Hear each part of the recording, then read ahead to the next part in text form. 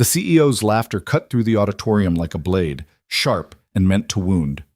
Ethan Carter stood there in his stained maintenance uniform, 32 years old and invisible to everyone who mattered, while 300 of the country's wealthiest tech executives joined Vanessa Whitmore in mocking the janitor who'd dared to speak. But in exactly 47 minutes, that same woman would stand frozen in front of a screen, staring at an equation that would prove she'd been catastrophically wrong about everything. This is the story of one night that destroyed a billion-dollar company's arrogance and rebuilt it from scratch. A story about the single father nobody respected and the CEO who learned respect too late. Stay with me until the end, hit that like button, and drop a comment with your city so I can see how far this story travels. The overhead lights in Conference Hall 3 had been burning for 11 straight hours, and Ethan Carter could smell the particular kind of exhaustion that came from brilliant people slowly realizing they weren't as brilliant as they'd thought. He pushed his cleaning cart along the back wall, trying to stay invisible. That's what maintenance workers did at Blackstone Technologies. They became part of the architecture, human furniture that the real employees looked through rather than at. The cart's left wheel had been squeaking for 3 months. Ethan had requisitioned a replacement twice. Both requests had been ignored. "We're going in circles," someone said from the center of the room. The voice belonged to Marcus Chen, Blackstone's chief technology officer, a man whose yearly bonus exceeded what Ethan earned in a decade. "Every model we run hits the same wall at integration point 7. Vanessa Whitmore stood at the front of the auditorium, 30 years old and sharp as broken glass. She'd built Blackstone Technologies from a garage startup into a company worth $8 billion in just 6 years. Forbes called her a visionary. TechCrunch called her ruthless. Her own employees called her the Ice Queen when they thought she couldn't hear. She could always hear. "Then we're missing something fundamental," Vanessa said. Her voice carried that particular tone wealthy people used when they were trying to sound patient, but were actually calculating whose career to end first. "The Brisbane transportation system isn't some theoretical exercise. We have actual contracts, actual deadlines, actual investors who will walk if we can't deliver." Ethan emptied a trash can near the back exit. The bin was full of energy drink cans and wadded-up printouts covered in failed equations. He'd been cleaning this building for 4 years. He'd seen a lot of expensive failures disguised as innovation. "Maybe we need to revisit the core architecture," suggested a young engineer whose name Ethan didn't know. The kid looked about 25, fresh out of Stanford or MIT, still idealistic enough to think problems existed to be solved rather than monetized. "We've revisited the architecture 17 times, Marcus said. "The problem isn't the architecture. It's the integration methodology." "The problem is neither of those things," someone else interjected. Ethan had stopped paying attention to who was speaking. He'd learned that in rooms like this, titles mattered more than ideas. A suggestion from a vice president carried more weight than a solution from an analyst, regardless of which one was actually correct. He moved to the front section, working his way down the side aisle with his spray bottle and cloth. The presenters ignored him completely. To them, he wasn't even human, just another piece of equipment, like the projector or the ventilation system. The digital board at the front of the room displayed what looked like a catastrophically complex network diagram. Ethan had seen enough of these presentations to recognize the basic structure. Transportation logistics, probably. System integration protocols, the kind of work that required teams of specialists and budgets that could feed a small country. "What if we partition the neural network differently?" someone suggested. "We tried that in version 12, Marcus replied. "Not like this. What if we—" "It won't work." Ethan wiped down a section of wall near the stage, half listening to the conversation the way you'd listen to rain, present but not engaging. His daughter Emma had a science project due Friday. He needed to help her build a model of the solar system. She wanted to make Saturn's rings out of old CDs, which Ethan thought was clever, but he wasn't sure where to find old CDs anymore. Everything was digital now. "We're approaching this wrong," Vanessa said suddenly. Her heels clicked against the stage floor as she paced. "We keep trying to force the integration points to work with our existing framework. What if the framework itself is the problem?" "The framework is industry standard," someone protested. "Industry standard is why everyone else fails," Vanessa shot back. "We're Blackstone Technologies. We don't follow standards, we set them." Ethan moved closer to the board, squinting at the diagram while he wiped down the edge of the stage. Something about the network structure looked familiar, though he couldn't quite place why. The entire design assumption is wrong, he muttered. He hadn't meant to say it out loud. The room fell silent so quickly, it felt like someone had flipped a switch. 300 people stopped talking, stopped typing, stopped breathing. Every head turned toward the back corner where the janitor stood with a spray bottle in one hand and a cleaning cloth in the other. Vanessa's eyes locked onto him. They were gray, Ethan noticed. Cold gray. Like January steel. "Excuse me?" she said. Ethan felt his face go hot. He'd made a mistake. A massive, career-ending mistake. You didn't speak in rooms like this when you wore a uniform with your first name embroidered on the chest pocket. "I'm sorry," he said quickly. I didn't mean to interrupt." "No, please." Vanessa's smile could have frozen vodka. "Share with us. You clearly have insights that our team of PhD engineers somehow missed." Scattered laughter rippled through the auditorium. Not kind laughter, the ugly kind, the type that needed a target. Ethan set down his spray bottle. His hands were shaking slightly, but he kept his voice steady. "I shouldn't have said anything." "But you did say something." Vanessa walked toward him, her heels echoing in the silence. "You said our design assumption is wrong. That's quite a claim from someone whose job description includes—" "What, exactly? Cleaning toilets?" More laughter, louder this time. "Offices," Ethan said quietly. "I clean offices and maintain the machinery in the lower levels." "Ah, machinery maintenance," Vanessa said, playing to the crowd now. "So that makes you qualified to solve a problem that stumped our entire engineering department." She wasn't yelling. That would have been easier to handle. Instead, her voice carried that casual cruelty that came naturally to people who'd never been powerless, never been invisible, never been the person everyone else looked through. Ethan should have apologized again. Should have picked up his cleaning supplies and walked out. Should have remembered that he had a daughter at home who depended on this job, this income, this carefully maintained invisibility. Instead, he heard himself say, "Yes." The laughter stopped. Vanessa tilted her head slightly, studying him like he was a specimen under glass. "I'm sorry, what?" "Yes," Ethan repeated. "I can solve it." The silence that followed was different from before, heavier. 300 people held their collective breath, waiting to see what would happen when the janitor challenged the queen. "This should be entertaining," Vanessa said finally. She gestured toward the stage. "By all means, show us how it's done." Ethan looked at the digital board, then at the 300 faces staring at him.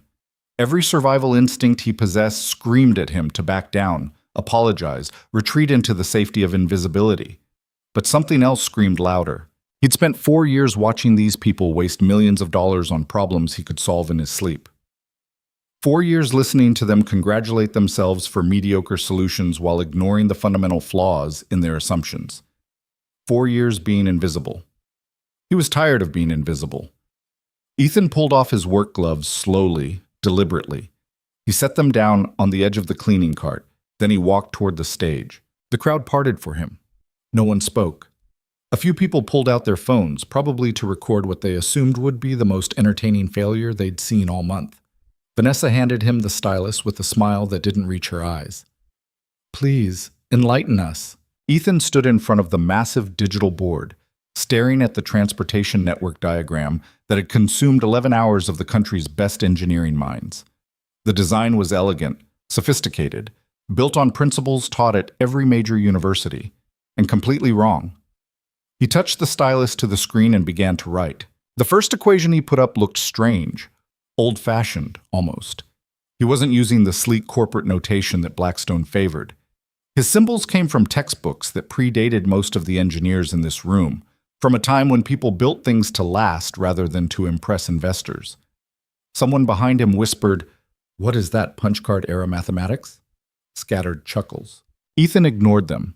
He wrote 3 more lines, building the foundation of something the room didn't recognize yet. "Is there a point to this?" Vanessa asked. Her voice had an edge now, impatience replacing amusement. "The integration points aren't failing because of the network architecture," Ethan said, still writing. "They're failing because everyone in this room assumed the load distribution would follow a standard curve. It's a transportation system," Marcus Chen said from somewhere in the audience. Load distribution always follows a standard curve. That's basic network theory. For a closed system, yes, Ethan agreed. He drew a new diagram, his hand moving quickly now. But Brisbane isn't a closed system. It's a live city with variable traffic patterns influenced by— We accounted for traffic variables, someone interrupted. Models 17 through 23 specifically addressed— You accounted for traffic, Ethan said. You didn't account for human behavior patterns that create traffic. He tapped the screen, highlighting a section of the original design. This integration point assumes users will distribute evenly across access nodes. But humans don't distribute evenly. They cluster. They follow patterns. They make irrational choices based on comfort and habit rather than efficiency. A senior engineer near the front leaned forward, squinting at Ethan's work. Her expression had changed from amused to confused to something else entirely. Concerned. The entire model is built on rational actor theory, Ethan continued. But that's not how humans work, especially in transportation. People take the same route every day, even when it's slower, because it feels familiar. They avoid certain stations because of bad lighting, even if those stations are more efficient. This is absurd, Vanessa cut in. We're engineers, not psychologists. That's the problem, Ethan said quietly. He wrote another equation, this one more complex. The symbols looked wrong to the corporate engineers watching, but a few of the older specialists recognized what he was doing. One of them stood up. Is that Nakamura's behavioral distribution theory? The specialist asked. Modified version, Ethan said. Nakamura's work was theoretical. I'm applying it to actual infrastructure. That's impossible, Marcus said. Nakamura's theories were never successfully implemented. The computational requirements alone. Only if you try to map every individual, Ethan interrupted. He drew a new diagram, this one showing clusters rather than individuals.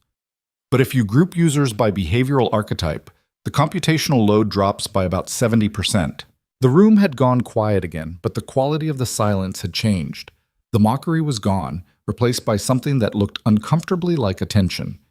Ethan kept writing. He was in it now, fully committed, no turning back. The reason your integration points fail at node 7 is because that's where 3 different behavioral clusters intersect during peak hours. Your system assumes even distribution, so it allocates bandwidth accordingly. But the actual usage pattern creates a spike that's about 40% higher than your model predicts. He pulled up the original diagram and overlaid his behavioral cluster map. The failure points lined up perfectly. Someone in the audience whispered, "Holy shit!" Vanessa's expression had changed. The condescending amusement was gone. She stared at the screen with an intensity that Ethan recognized, the look of someone who just realized they might be wrong. "This is very creative," she said, her voice carefully controlled. "But creativity isn't the same as accuracy. Where's your data? Your validation studies? Your peer-reviewed research?" "I don't have any of that," Ethan admitted. The laughter started to return, softer this time, tentative but growing. "So you're basing this on what exactly?" Vanessa pressed. "Intuition? A hunch?" "Experience," Ethan said. "Experience maintaining air conditioning units," someone called out. More laughter. Louder now. Ethan felt the familiar weight settling over him, the weight of being dismissed, of being invisible, of being the person nobody respected. For a moment, standing under those bright lights with 300 people laughing at him, he almost walked away. Then he thought about Emma. His daughter was 8 years old and brilliant in ways the school system wasn't equipped to recognize. She saw patterns everywhere, in the way leaves fell from trees, in the way people moved through crowds, in the way stories were structured. Last week, she'd explained to him why her favorite cartoon was more mathematically sound than the educational programming her teacher recommended. Emma spent every day in a world that looked through her instead of at her, because she was young and poor, and her insights didn't come wrapped in the right language. Ethan refused to teach her that invisibility was inevitable. He turned away from the screen and faced the audience directly. "I grew up in Detroit," he said. "My father worked for an automotive manufacturer. Not designing cars, installing the robots that assembled them. When I was 12, the plant started having problems with their automated systems. Random failures, no pattern anyone could find. Cost them millions in downtime." The room was quiet. Not the hostile quiet from before. Something different, My father came home one night and told me about it, Ethan continued. He said the engineers kept looking at the robots, trying to find mechanical failures. But he'd noticed something. The failures only happened on specific shifts, with specific crews. He realized the problem wasn't the robots. It was the humans operating them. Different crews had different habits, different ways of interacting with the automation. The robots were fine. The interface between human behavior and machine logic was failing. That's an interesting anecdote, Vanessa said. But they ignored him, Ethan said. Because he was just a technician, not an engineer, didn't have the right credentials, so the failures continued for 6 more months until they finally brought in outside consultants who told them exactly what my father had said on day 1. He gestured at the screen behind him. This is the same problem. You've built a beautiful system based on perfect logic, but you're implementing it in a world full of imperfect humans who don't follow logical patterns. That disconnect is killing you at integration point 7, and it'll kill you at points 9 and 14 too once the system scales up.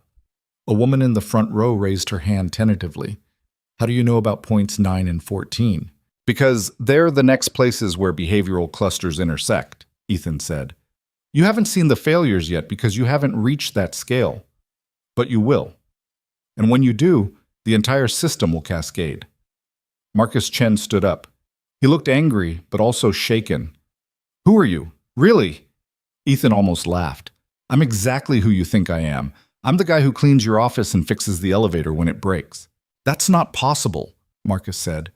You're demonstrating knowledge of advanced systems theory, behavioral mathematics, network architecture. I read, Ethan said simply. Reading isn't the same as understanding. No, Ethan agreed. Understanding comes from application.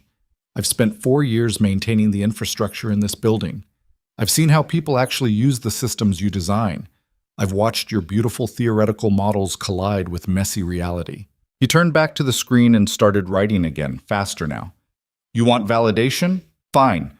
Pull your traffic data from the Brisbane pilot program, not the sanitized summary reports, the raw feed. Look at nodes 4, 7, and 12 between 6 and 8 a.m.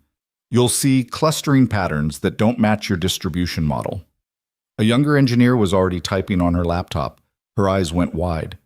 He's right. The clustering is, oh my God, it's almost exactly what he predicted. Vanessa walked up onto the stage, standing close enough to Ethan that he could smell her perfume. Expensive.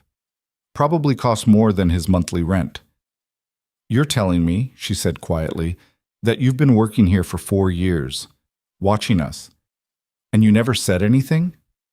Would you have listened? Ethan asked. She didn't answer. I'm going to ask you a question, Vanessa said, her voice dropping low enough that only he could hear. And I want the truth. Did someone put you up to this? Is this some kind of corporate espionage, industrial sabotage? Ethan stared at her. You think I'm a spy? I think you're either a spy or the most overqualified janitor in history. I'm a single father who takes whatever jobs pay enough to feed my daughter, Ethan said.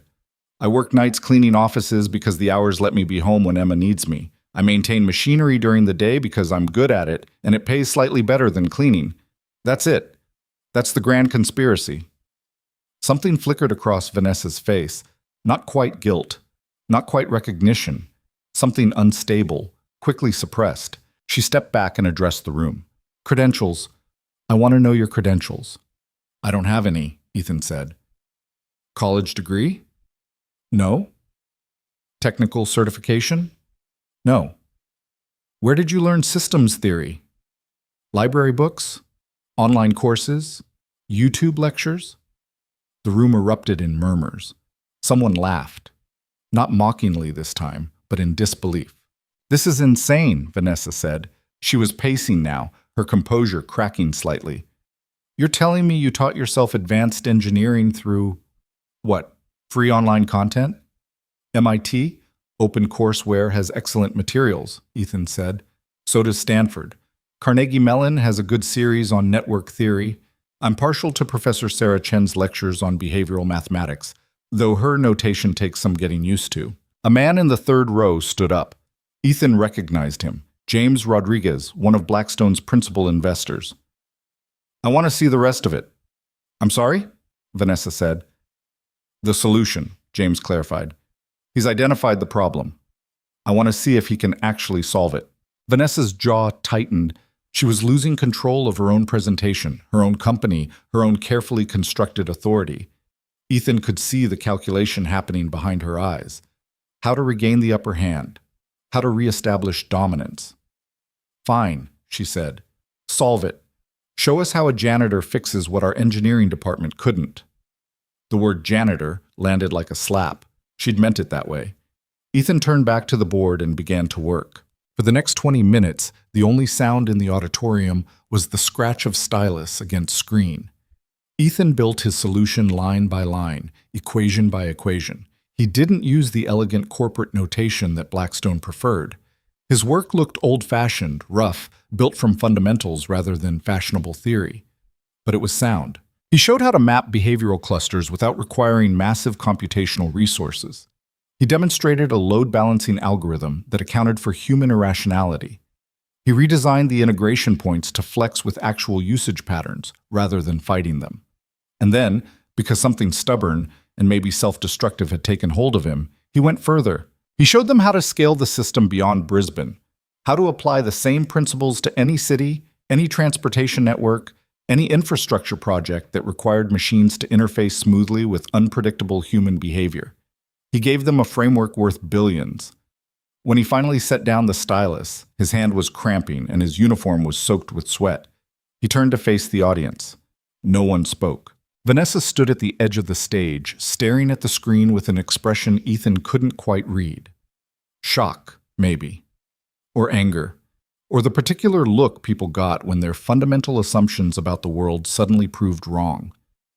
An older man in the back stood up slowly. Ethan didn't recognize him, but based on the expensive suit and the way others deferred to him, he was probably important. Maybe very important. The man started clapping. It was slow at first. Deliberate. Then the woman next to him stood and joined in. Then Marcus Chen. Then the young engineer who'd found the data verification. Within 30 seconds, the entire auditorium was on its feet. 300 people applauding the janitor they'd been laughing at less than an hour ago. Everyone except Vanessa. She stood perfectly still, her face pale, staring at Ethan's solution like it was a mirror showing her something she didn't want to see. Finally, she spoke. Her voice was quiet, but in the sudden silence after the applause faded, everyone heard her. "You're right," she said. 2 words. They seemed to cost her everything. "Your solution is correct. Better than correct. It's revolutionary." She paused, visibly struggling with what came next. "And I've been wrong about this project, about my assumptions, about you." The room was so quiet, Ethan could hear the ventilation system humming. "I owe you an apology," Vanessa continued. "I judged you based on your position rather than your capabilities. I mocked you in front of this entire room because I assumed someone in a maintenance uniform couldn't possibly have valuable insights." She took a breath. "I was wrong. Completely, inexcusably wrong." Ethan waited for the but. There was always a but. "I built this company on the principle of finding the best solutions regardless of where they come from," Vanessa said. "And tonight I forgot that principle completely. I let arrogance and assumptions override my own values." She turned to face him directly. "I'm sorry." The apology sounded genuine. It also sounded like it was physically painful for her to deliver. Ethan nodded slowly. "Okay. We need to discuss next steps," Vanessa said, switching back to business mode like flipping a switch. "This solution needs to be implemented. You need to be compensated appropriately. I need to go home," Ethan interrupted. Vanessa blinked. "What?" "It's almost midnight. My daughter's probably asleep, but I promised I'd be home before she went to bed. I'm already late." "Your daughter can wait another hour," Vanessa said. "We need to—" "No," Ethan said firmly. "She can't." He walked over to his cleaning cart, pulled his gloves back on, and grabbed the handle. The left wheel still squeaked as he pushed it toward the exit. "Wait," Vanessa called out. "We need to talk about compensation, employment terms, integration planning." Ethan paused at the door. "I'll be here tomorrow night, same time I always am. You can find me if you need me." He left the auditorium and headed toward the service elevator, ignoring the whispers that erupted behind him. His phone buzzed as he waited for the elevator. A text from his neighbor, Mrs. Chen, who watched Emma when he worked late. She fell asleep waiting for you. I didn't have the heart to tell her you'd miss bedtime again. See you tomorrow. Ethan stared at the message until the elevator doors opened. He'd just solved a billion-dollar problem and probably changed the trajectory of his entire life. But he'd broken a promise to his daughter. He wasn't sure which one mattered more. The elevator descended into the lower levels where the real machinery lived. The infrastructure that kept buildings like this running while the people in expensive suits took all the credit. Ethan knew these levels better than anyone. He'd spent 4 years down here, maintaining systems, fixing problems, being invisible. Maybe that was about to change. Maybe he didn't want it to. The elevator reached the ground floor. Ethan pushed his cart out into the empty lobby, past the security desk where Martinez was doing a crossword puzzle, past the glass doors that separated Blackstone Technologies from the rest of the world. Outside, the city was dark except for streetlights and the occasional car passing by. Ethan loaded his cleaning supplies into the trunk of his 15-year-old Honda and drove home through empty streets, thinking about equations and integration points and the look on Vanessa Whitmore's face when she'd realized she was wrong. He thought about Emma, asleep in her room with her science project materials spread across the floor. He thought about the squeaky wheel on his cleaning cart that nobody had bothered to fix. He thought about tomorrow, and whether being visible was actually better than being invisible. By the time he pulled into his apartment complex parking lot, he still hadn't decided. The apartment was dark when Ethan got home. Just the glow from the streetlight outside filtering through the thin curtains Emma had picked out at Goodwill. She'd wanted the ones with stars on them. They'd been $4 more than the plain ones, but the look on her face when he said yes had been worth every cent. He set his keys down quietly and checked Emma's room. She was asleep, sprawled across her bed with one arm hanging off the edge. Her science project supplies were exactly where Mrs. Chen's text had said they'd be, scattered across the floor in organized chaos only an 8-year-old could create. Construction paper, markers, a half-finished poster board with the solar system written across the top in her careful handwriting. Ethan picked up the materials and stacked them neatly on her desk. He pulled the blanket up over Emma's shoulders and stood there for a minute, watching her breathe. She looked like her mother. Same dark hair, same small nose. Sometimes it hurt to look at her. Most of the time it was the only thing that kept him going. He left her door cracked open and walked to the kitchen. The refrigerator hummed loudly. It had been humming loudly for 6 months, ever since something in the compressor started failing.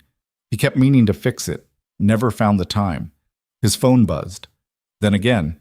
Then continuously, a stream of notifications that lit up the dark kitchen like a strobe light. Ethan pulled it out and stared at the screen. 47 missed calls, 63 text messages, 12 voicemails, all from Blackstone Technologies. He sat down at the kitchen table and started scrolling. Most of the texts were from numbers he didn't recognize.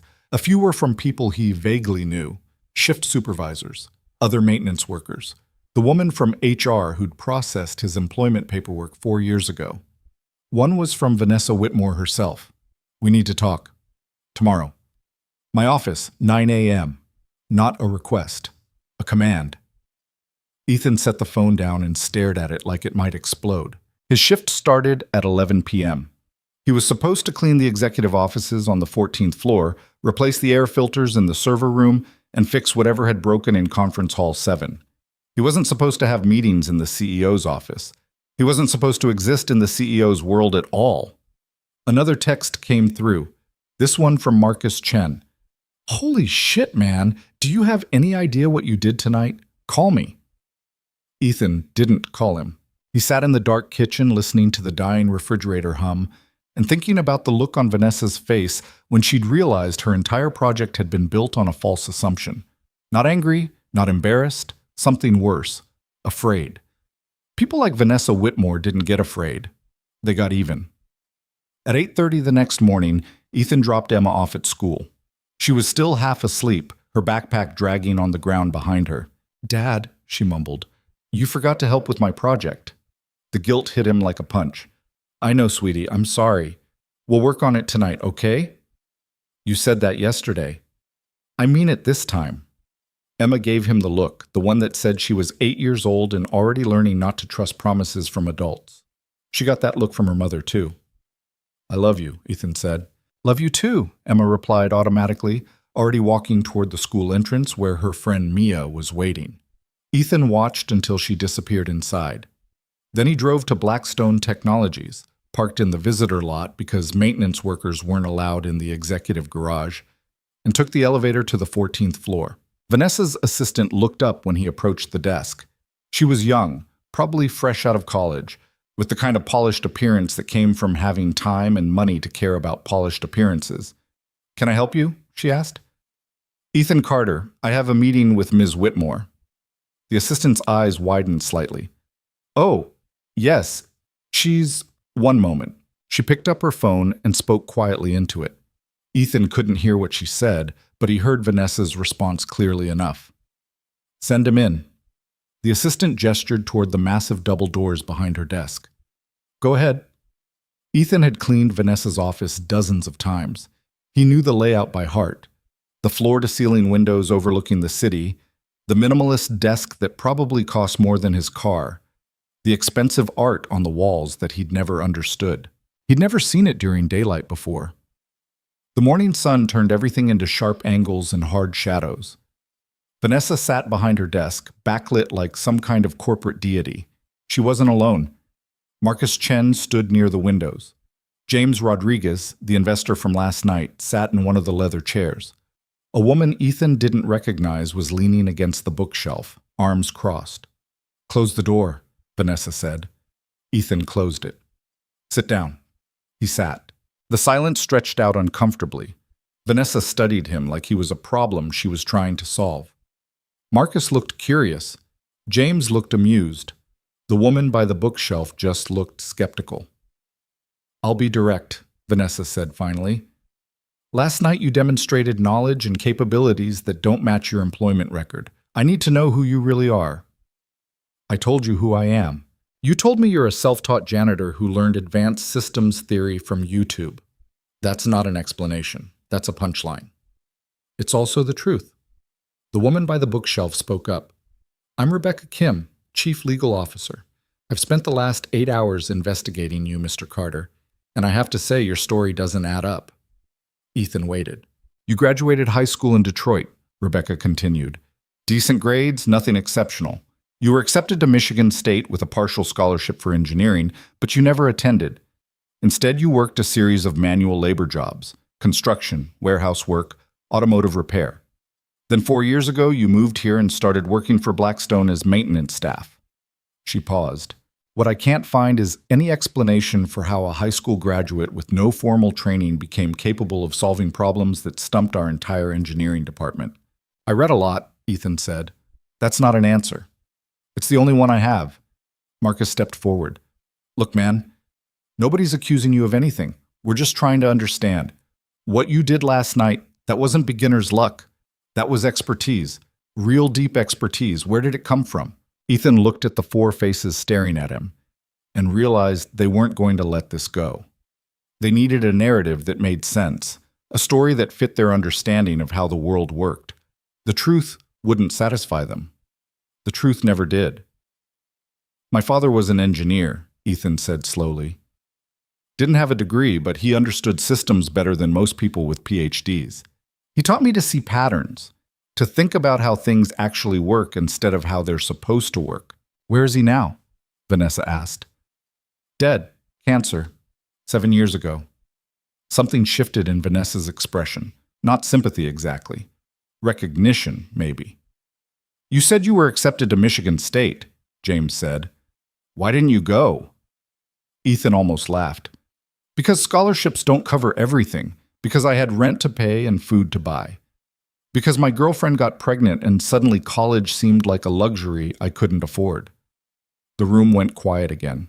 "Emma's mother?" Vanessa asked. "Yeah." "Where is she?" "Gone.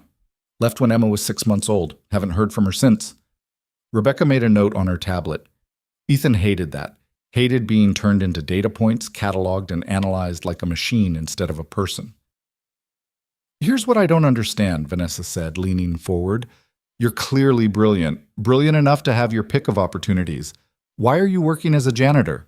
"Because janitorial work pays $17 an hour plus benefits, and lets me work nights so I can be home during the day when my daughter needs me," Ethan said. Because engineering jobs require degrees I don't have, and experience I can't get without degrees. Because the world doesn't care how smart you are if you can't prove it on paper. The world cares about results, James interjected. Last night you delivered results that could save this company billions. That has value. Value to who? To you, Vanessa said. I want to offer you a position, senior systems architect, salary commensurate with your abilities, full benefits, stock options. Ethan stared at her. You're offering me a job? I'm offering you the job you should have had all along. I don't have a degree. I don't care. I don't have experience. You redesigned our entire Brisbane project in 20 minutes. That's more relevant experience than most of our engineers have accumulated in their entire careers. Ethan sat back in his chair. This should have been everything he wanted. Financial security, recognition, a chance to use his mind instead of just his hands. Instead, he felt trapped. What's the salary? He asked. Vanessa wrote a number on a piece of paper and slid it across the desk. Ethan looked at it, then looked at it again. That's more than I make in 2 years. That's the starting salary, Vanessa said. With performance bonuses and stock options, you could be looking at 3 or 4 times that much within 18 months. The money was obscene, life-changing. Emma could have everything she needed, everything she deserved. Better schools, better clothes, a bedroom that didn't have a crack running across the ceiling. I need to think about it, Ethan said. Vanessa's expression hardened. You need to think about whether you want financial security and professional recognition. I need to think about whether I want to work for someone who spent an hour last night humiliating me in front of 300 people. The temperature in the room dropped about 20 degrees. Marcus cleared his throat. Rebecca suddenly became very interested in her tablet. James watched with the detached interest of someone observing a car crash. Vanessa stood up slowly. I apologized for that. You apologized because I was right, Ethan said. If I'd been wrong, you would have had security escort me out of the building. That's not fair, isn't it? They stared at each other across the expensive desk. Vanessa's jaw was tight, her hands pressed flat against the polished surface. Ethan could see the calculations happening behind her eyes, how to regain control, how to turn this back into a situation she could manage. You're angry, she said finally. I understand that, but letting anger override good judgment is what you did last night, Ethan interrupted. You let your assumptions override your judgment. Now you're asking me to trust that you won't do it again. I'm asking you to accept an opportunity that could transform your life. You're asking me to trust you. Those aren't the same thing. Vanessa sat back down. When she spoke again, her voice was quieter, controlled. What do you want? I want to know this is real, Ethan said. Not some PR stunt. Not you covering your ass because investors saw what happened last night. I want to know that if I take this job, I'm being hired for my abilities, not because you're afraid of the lawsuit I could file. We're not afraid of lawsuits, Rebecca said automatically. Then I'll file one, Ethan said. Hostile work environment, public humiliation. I'm sure your legal team can imagine the headlines. CEO mocks janitor before he saves company billions. That'll play great on social media. Rebecca's face went pale. James laughed outright. Vanessa didn't react at all. She just kept staring at Ethan with those cold gray eyes. You're not going to file a lawsuit, she said. How do you know? Because you're not that kind of person. If you were, you would have demanded money last night instead of going home to your daughter. She wasn't wrong. Ethan hated that she wasn't wrong. Here's what I think, Vanessa continued. I think you're scared. I think this opportunity terrifies you because it means stepping out of the shadows where you've been hiding for 4 years. I think you're looking for reasons to say no because saying yes means risking failure in front of people who matter. You don't know anything about me. I know you're brilliant and you're wasting it, Vanessa said. I know you're raising a daughter in a 1-bedroom apartment on $17 an hour when you could be giving her so much more. I know you're afraid of being visible because invisible is safe. And I know that fear is going to trap you forever if you let it. The words hit harder than Ethan expected. He wanted to argue, to tell her she was wrong, to walk out of this office and back to the comfortable invisibility of his maintenance job. Instead, he said, I need guarantees. What kind of guarantees? In writing. Employment contract that protects me if this doesn't work out. Education benefits so I can finish my degree. Flexible hours so I can still be there for Emma. And if anyone in this company treats me the way you treated me last night, I walk with 6 months severance. Vanessa glanced at Rebecca. Can we do that? It's unusual, Rebecca said carefully, but not impossible. Then draft it, Vanessa said. She turned back to Ethan. Anything else? Yeah, I want to keep my maintenance job. Everyone in the room stared at him. I'm sorry, what? Marcus said. I want to keep working maintenance, part-time, 2 nights a week. That's insane, Vanessa said. Why would you want to? Because I'm good at it, Ethan said. Because it keeps me grounded. Because the people down in those lower levels actually talk to me like I'm human. And because I don't trust that this is going to last. The honesty seemed to catch Vanessa off guard. She opened her mouth, closed it, then opened it again. Fine, she said. 2 nights a week. But if your maintenance work interferes with your project deadlines, it won't. How can you be sure? Because I've been doing both jobs for 4 years. I can handle it. Vanessa stood and walked to the windows. The morning sun turned her silhouette into something sharp and angular. When she spoke again, her back was still turned. I don't like you, she said. The feeling's mutual, Ethan replied. You're arrogant, difficult. You clearly have authority issues. And you're condescending, controlling, and you treat people like assets instead of human beings. Marcus made a choking sound. Rebecca looked like she wanted to disappear into the floor. James was openly grinning now. Vanessa turned around. This is going to be a disaster. Probably, Ethan agreed. When can you start? I need 2 weeks to transition my maintenance duties, and I need to talk to Emma. Explain what's happening. 2 weeks, Vanessa said. Rebecca will have the contract ready by end of day tomorrow. Read it carefully. We'll negotiate from there. It wasn't quite an agreement. It was more like a temporary truce between 2 people who didn't trust each other but needed each other anyway. Ethan stood. I should go. Wait, Vanessa said. One more thing. The solution you presented last night, I need you to document it. Everything. Your methodology, your calculations, your behavioral mapping. We need it formalized before we can implement it. I'll work on it. I need it in 2 weeks. That's not enough time. Make time, Vanessa said. This is what the job actually is, Ethan. Impossible deadlines, unreasonable demands. Welcome to the executive level. Sounds terrible. It is, Vanessa said. But it pays better than $17 an hour. Ethan left the office and took the elevator down to the maintenance levels. His real shift didn't start for hours, but he needed to be somewhere familiar, somewhere that made sense. The lower levels of Blackstone Technologies were a different world from the polished executive floors. Concrete instead of marble. Fluorescent lights instead of designer fixtures. The smell of machine oil and cleaning chemicals instead of expensive coffee and perfume. Ethan found Rodriguez in the maintenance shop, working on a compressor unit. Heard you caused some excitement last night, Rodriguez said without looking up. News travels fast. You made Vanessa Whitmore apologize in public. That's not news. That's a miracle. Rodriguez set down his wrench. They offering you a promotion? Something like that. You gonna take it? I don't know. Why not? Ethan sat down on a workbench. Because I've been invisible for 4 years. Invisible is safe. The second I step into that world up there, everything changes. Everything's already changed, Rodriguez pointed out.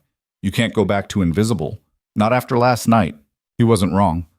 What would you do? Ethan asked. Rodriguez thought about it. I'd take the money. Give your kid a better life. But I'd also watch my back. People like Vanessa Whitmore don't forgive people for showing them up. She'll smile and offer you the world, then find a way to make you pay for it later. That's cheerful. That's reality. Rodriguez picked up his wrench again. But hell, what do I know? I'm just a maintenance guy. Yeah, Ethan said quietly. Me too. He spent the rest of the day working on machinery that didn't judge him, didn't demand explanations, didn't care about his credentials or his background. By the time his official shift started at 11 p.m., he was exhausted. The executive offices were quiet at night. Most of the floor was empty. Just a few workaholics still at their desks, typing away at problems that probably could have waited until morning. Ethan cleaned Vanessa's office last. He emptied her trash can, full of crumpled papers and an empty bottle of aspirin, wiped down her desk, vacuumed the expensive carpet. There was a folder on her desk labeled Carter E. He didn't open it, didn't need to. He knew what was inside. Background checks, contract drafts, analysis of last night's presentation. His life, reduced to data points. He finished cleaning and pushed his cart toward the elevator. The office felt different now, less like a place he worked and more like a cage he was about to step into voluntarily. His phone buzzed, a text from Emma. "Can't sleep, thinking about Mom." Ethan's chest tightened. Emma didn't ask about her mother often. When she did, it usually meant something was wrong. He called her. Mrs. Chen answered on the second ring. "She's okay," Mrs. Chen said immediately. "Just having a hard night. You want to talk to her? Please." There was rustling, then Emma's small voice. "Hi, Dad." "Hey, sweetie, Mrs. Chen says you can't sleep." "I was thinking about Mom, about how she left." Emma paused. "You're not going to leave, are you?" The question hit him like a knife. "Never, I promise." "You promised to help with my project and you didn't." "I know, I'm sorry. What if you get a new job and you're too busy and you forget about me?" "Emma, listen to me. I could never forget about you. You're the most important thing in my entire life. Nothing changes that. Not a new job, not anything." "You promise?" "I promise." He heard her breathe, small and shaky. "Okay." "I'll be home in a few hours," Ethan said. "We'll have breakfast together before school. And tonight, we're finishing that solar system project. Deal?" "Deal." She hung up. Ethan stood in the empty hallway holding his phone, thinking about promises and the weight they carried. The elevator doors opened. Vanessa stepped out. She stopped when she saw him. "You're still here." "Night shift." "Right." She looked tired. The polished CEO facade had cracked slightly, revealing something more human underneath. I left something in my office." "It's unlocked." They stood there awkwardly. Ethan had seen her commanding rooms, making decisions worth millions, firing people without blinking. He'd never seen her uncertain before. "What you said earlier," Vanessa said, "about me treating people like assets. You were right." Ethan waited. "I built this company from nothing," she continued. "I was 24 years old, broke, working out of my apartment. Everyone told me I'd fail, everyone. And when I succeeded anyway, I swore I'd never be vulnerable again, never be in a position where anyone could dismiss me or underestimate me. So you became the person who dismisses and underestimates everyone else." "Yes," Vanessa said quietly. "I did." "Why are you telling me this?" "Because I don't want you to make the same mistake." She looked at him directly. "You're stepping into a world that will try to change you, that will reward you for being ruthless and punish you for being kind. Don't let it. Don't become what I became." "And what's that?" "Someone who wins everything and loses the parts that actually matter." She walked past him toward her office. Ethan watched her go, trying to reconcile the woman who'd humiliated him last night with the person who'd just shown him something uncomfortably close to genuine vulnerability. People were complicated. He kept forgetting that. His phone buzzed again. This time it was Marcus. "Vanessa approved your contract terms. Rebecca will have it ready tomorrow. Congratulations, man. You're about to become very rich and very stressed." Ethan read the message twice. Then he pushed his cleaning cart toward the elevator and went back to work. In 2 weeks, everything would change. For now, he was still invisible, still safe, still himself. The contract arrived the next afternoon in a manila envelope so thick it looked like a textbook. Ethan sat at his kitchen table with Emma doing homework across from him and stared at the thing like it might bite. "What's that?" Emma asked, not looking up from her math worksheet. "Work stuff." "Boring work stuff or interesting work stuff?" "I don't know yet." He opened the envelope and pulled out what had to be 50 pages of legal language. Rebecca had included sticky notes marking where he needed to sign, along with a handwritten note on Blackstone letterhead. Read pages 12, 27, and 43 carefully. The rest is standard boilerplate. Call me if you have questions. And congratulations, you negotiated better terms than most of our executives. RK. Ethan flipped to page 12, compensation package. The number looked even more obscene in print than it had on Vanessa's notepad. Base salary, performance bonuses, stock options that vested over 4 years, education benefits up to $50,000 annually, health insurance that actually covered things. Page 27 covered termination clauses. If Blackstone let him go without cause within the first 2 years, he walked away with 6 months' salary. If anyone in the company created a hostile work environment that he could document, same deal. Rebecca had actually written that into the contract. Page 43 detailed his dual role arrangement. Senior systems architect, 40 hours per week, with the option to maintain part-time maintenance work up to 16 hours per week, as long as it didn't interfere with project deadlines. It was everything he'd asked for, which made him more nervous, not less. "Dad, you're making your worried face," Emma said. "I'm not worried." "Your eyebrows do this thing when you're worried," she demonstrated, scrunching her forehead dramatically. "I don't look like that." "You totally do." Ethan set down the contract. "What if I told you my job might change? That I might be doing something different?" Emma looked up from her worksheet. "Different how?" "Different like working during the day sometimes instead of just at night. Different like maybe we could move to a nicer apartment. Different like you could go to a better school if you wanted." "I like my school," Emma said. "Mia goes to my school." "I know. You wouldn't have to change schools if you didn't want to. I'm just saying we'd have options." Emma studied him with those dark eyes that saw too much. "Is this about money?" "Kind of." "Are we poor?" The question caught him off guard. "Why would you think that?" "Because Mia's mom drives a new car and we have the one with the rust spot. And because you always look at prices before you buy things at the store. And because our apartment is smaller than hers." Ethan felt something twist in his chest. "We're not poor, sweetie.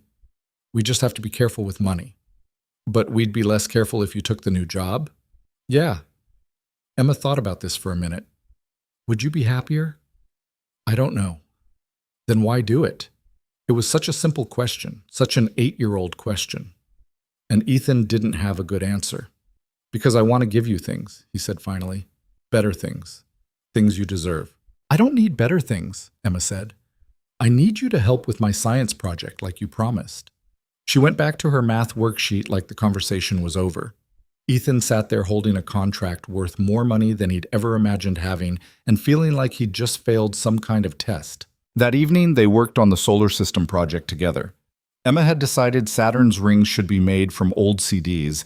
She'd been right about that. But they didn't have enough CDs. Ethan ended up driving to 3 different thrift stores before finding a box of them for $2. They sat on the living room floor cutting and gluing while an old Pixar movie played on the TV neither of them was watching. Emma narrated facts about each planet as she painted them. Jupiter's red spot was actually a storm bigger than Earth. Venus rotated backwards. Neptune had winds faster than the speed of sound. "How do you know all this?" Ethan asked. "Library books and YouTube." Ethan smiled. "Where'd you learn to do research?" "From you, obviously." Obviously. By the time they finished, it was past Emma's bedtime and the project looked amazing. Not perfect. The CDs were slightly crooked and some of the paint had bled, but amazing in the way kid projects should be, full of effort and enthusiasm and personality. "It's perfect," Emma declared. "It really is," Ethan agreed. She looked at him seriously. "Are you going to take the job?" "Probably." "Even though you don't know if it'll make you happy?" "Yeah." "That's dumb." "I know." Emma hugged him goodnight and went to brush her teeth. Ethan cleaned up the craft supplies, carefully boxed up the solar system, and sat on the couch staring at the contract he'd left on the coffee table. His phone rang. Vanessa. "It's almost 10 p.m., Ethan said when he answered. "I'm aware." "Did you read the contract?" "Most of it." And it's either extremely generous or a very elaborate trap." "Can it be both?" Vanessa said. He could hear the slight amusement in her voice. "I need your answer by Monday. The Brisbane project can't wait any longer." "That's 3 days away." "I'm aware of that too. Can you do it or not?" Ethan looked at the solar system project sitting on his coffee table, at the rust spot on his car keys, at the crack in the ceiling he'd been meaning to fix for 2 years. "Yeah," he said. "I can do it." "Good. Monday morning, 9 a.m. Wear something that isn't a maintenance uniform. She hung up before he could respond. Ethan spent Saturday morning at Goodwill buying clothes that might pass for business casual. He settled on 2 pairs of khakis, 3 button-down shirts, and a blazer that almost fit. The total came to $43. The woman at the register gave him a discount because one of the shirts had a small stain on the cuff. Sunday, he took Emma to the park. She wanted to practice for her school's field day, specifically the 3-legged race, which required a partner. They tied their legs together with an old scarf and tried to run. They fell over immediately. "We're terrible at this," Emma laughed. "Absolutely terrible," Ethan agreed. They tried again and again. By the 10th attempt, they'd managed 5 whole steps before collapsing into the grass. "Maybe I should find a different partner," Emma said. Probably smart. But that wouldn't be as fun. They lay in the grass, looking up at the sky. A plane passed overhead, drawing a white line across the blue. "Dad?" "Yeah? Are you scared about your new job?" Ethan thought about lying, decided against it. "Terrified." "Why?" "Because I don't know if I'm good enough. Because I might fail. Because everything might fall apart." "But you might be great at it too," Emma pointed out. "Maybe. You solved that big problem at work, right? The one you told me about?" "I did." "Then you're probably good enough." She sat up, pulling grass out of her hair. "And if you're not, you'll figure it out. That's what you always tell me when I'm worried about stuff." "When did you get so smart?" "I've always been smart. You just don't listen." Monday morning arrived too fast. Ethan dropped Emma at school, drove to Blackstone Technologies, and sat in the parking lot for 10 minutes trying to convince himself to go inside. The Goodwill blazer felt wrong. The khakis felt wrong. Everything felt wrong. He went inside anyway. The 14th floor looked different during business hours, full of people in expensive suits moving with purpose, their shoes clicking against marble floors. Everyone looked important. Everyone looked like they belonged. Ethan felt like an imposter in borrowed clothes. Vanessa's assistant, he still didn't know her name, smiled when she saw him. "Mr. Carter, Miss Whitmore is expecting you." The double doors to Vanessa's office were open. She stood at her desk reviewing something on her tablet, wearing a charcoal suit that probably cost more than his entire wardrobe. She looked up when he entered. "You're early." "Habit." "Good habit." She set down the tablet. "Rebecca has your onboarding materials. HR wants 2 hours with you for paperwork. Marcus is setting up your workspace. You'll be in the Systems Architecture Department, West Wing, Office 1407. "I get an office?" "You're a senior architect now. Of course you get an office." Vanessa paused. "Is that going to be a problem?" "No, I've never had an office before."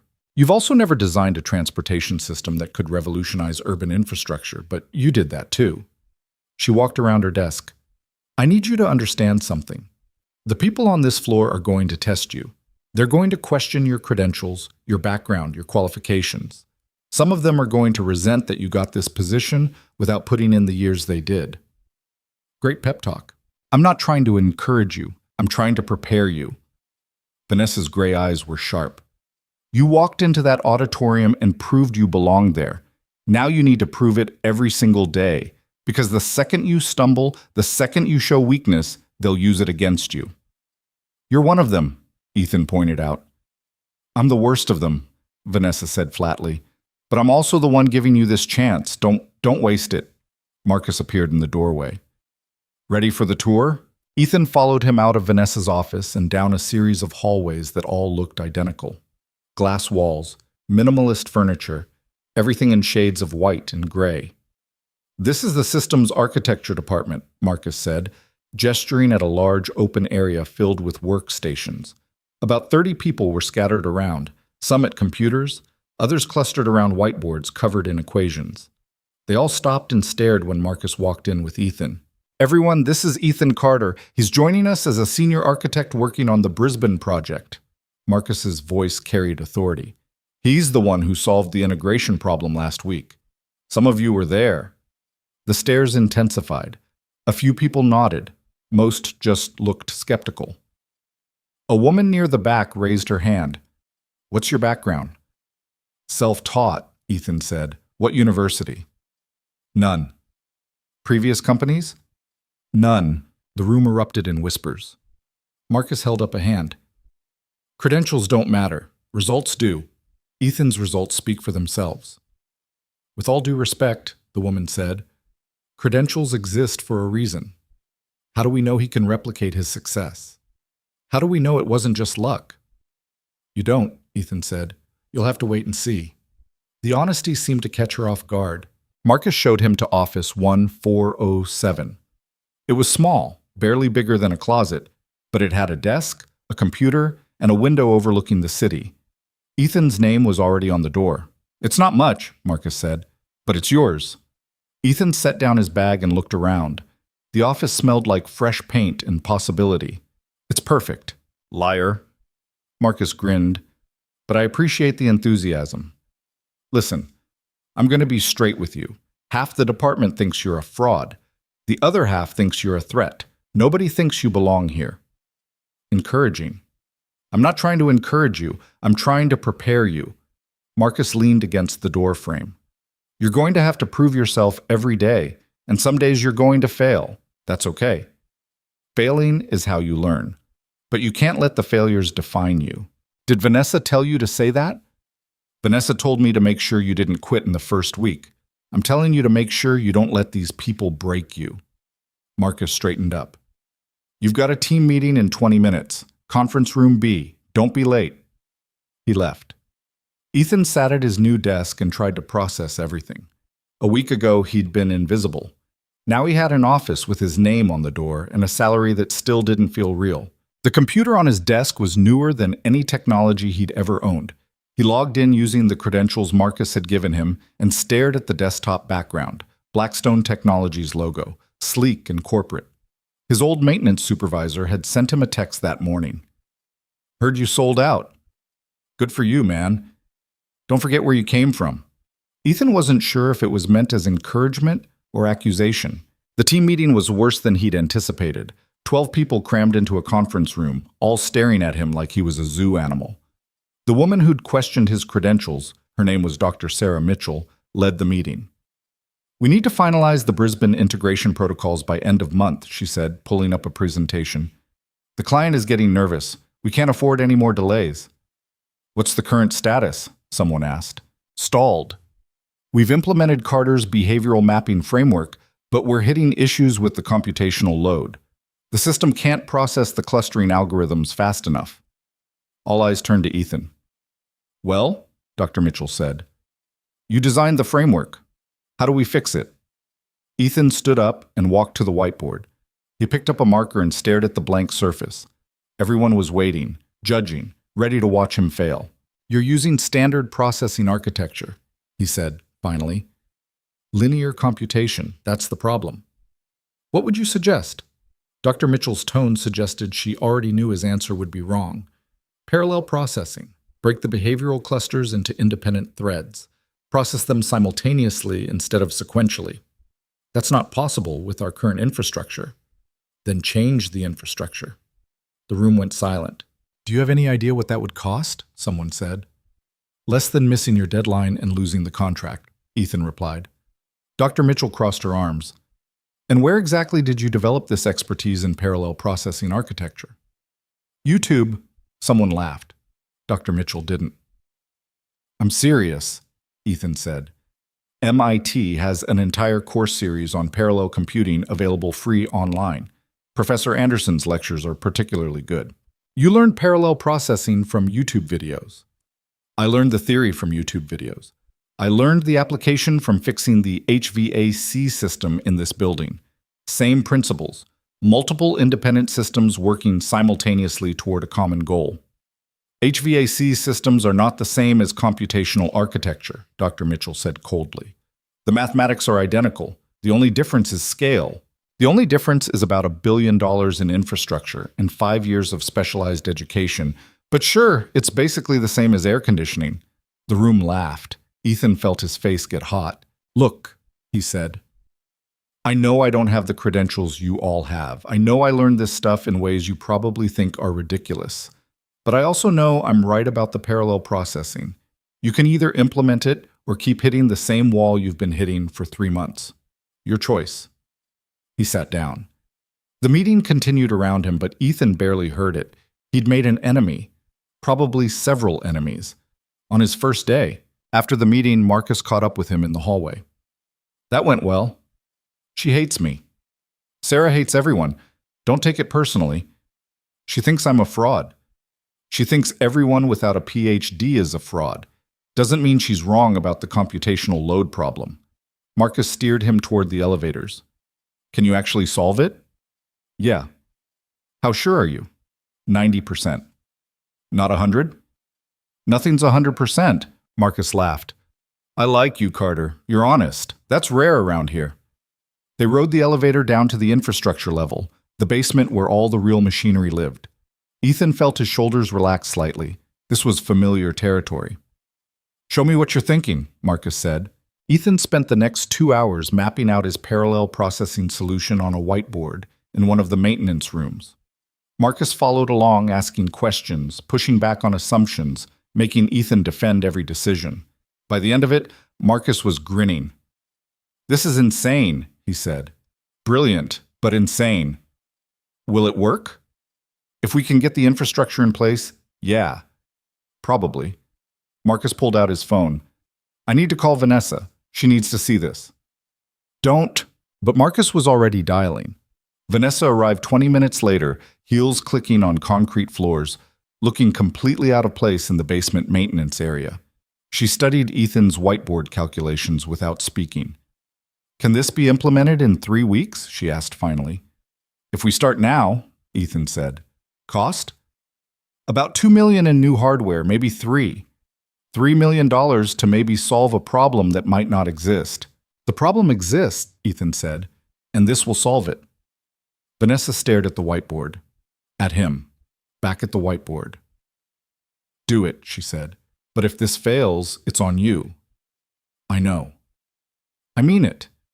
I'm giving you $3 million in 3 weeks based on calculations you did in a basement. If it doesn't work, you're done. Contract or no contract? Understood. She left without another word. Marcus whistled low.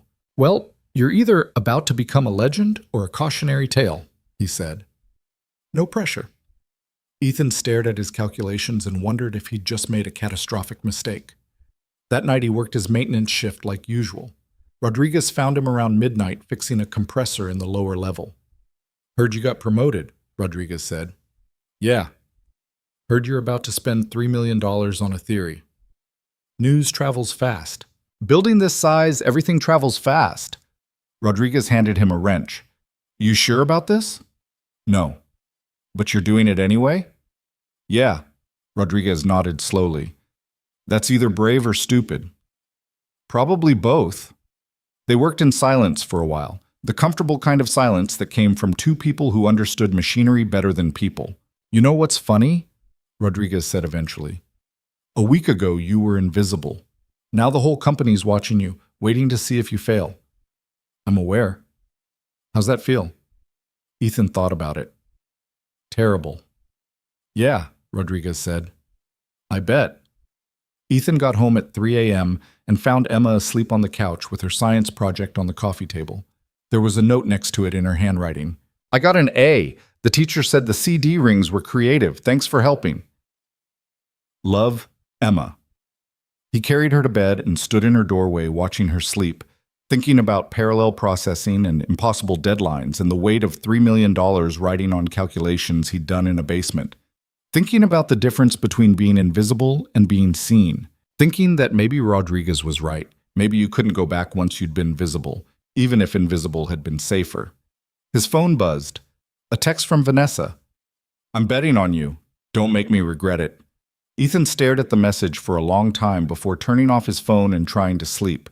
He dreamed about falling and couldn't tell if he was falling up or down. The hardware arrived on day 3. 18 pallets of processors, servers, and networking equipment that cost more than Ethan had earned in his entire working life. The delivery crew stacked them in the infrastructure basement while Ethan signed forms with hands that wouldn't stop shaking. You good? The delivery supervisor asked. Yeah, Ethan lied. He wasn't good. He was 3 days into a 3-week deadline with equipment he'd only read about in technical manuals and a department full of people waiting for him to fail. Dr. Sarah Mitchell had started a betting pool on when exactly he'd crash and burn. Marcus had shown him the spreadsheet. 18 people had put money down. The average guess was day 12. Ethan spent the next 72 hours living in the basement. He slept on a cot Marcus had dragged down from storage. Ate vending machine food. Only went home to see Emma for a few hours each evening before returning to the maze of cables and processors that had become his entire world. Emma noticed. Of course she noticed. "You look tired," she said on day 6, watching him push food around his plate without eating it. "I'm okay." "You said that yesterday, and the day before." "I mean it this time." Emma gave him that look again, the one that said she was 8 years old and already knew when adults were lying. "Mrs. Chen says you're working too hard. Mrs. Chen talks too much.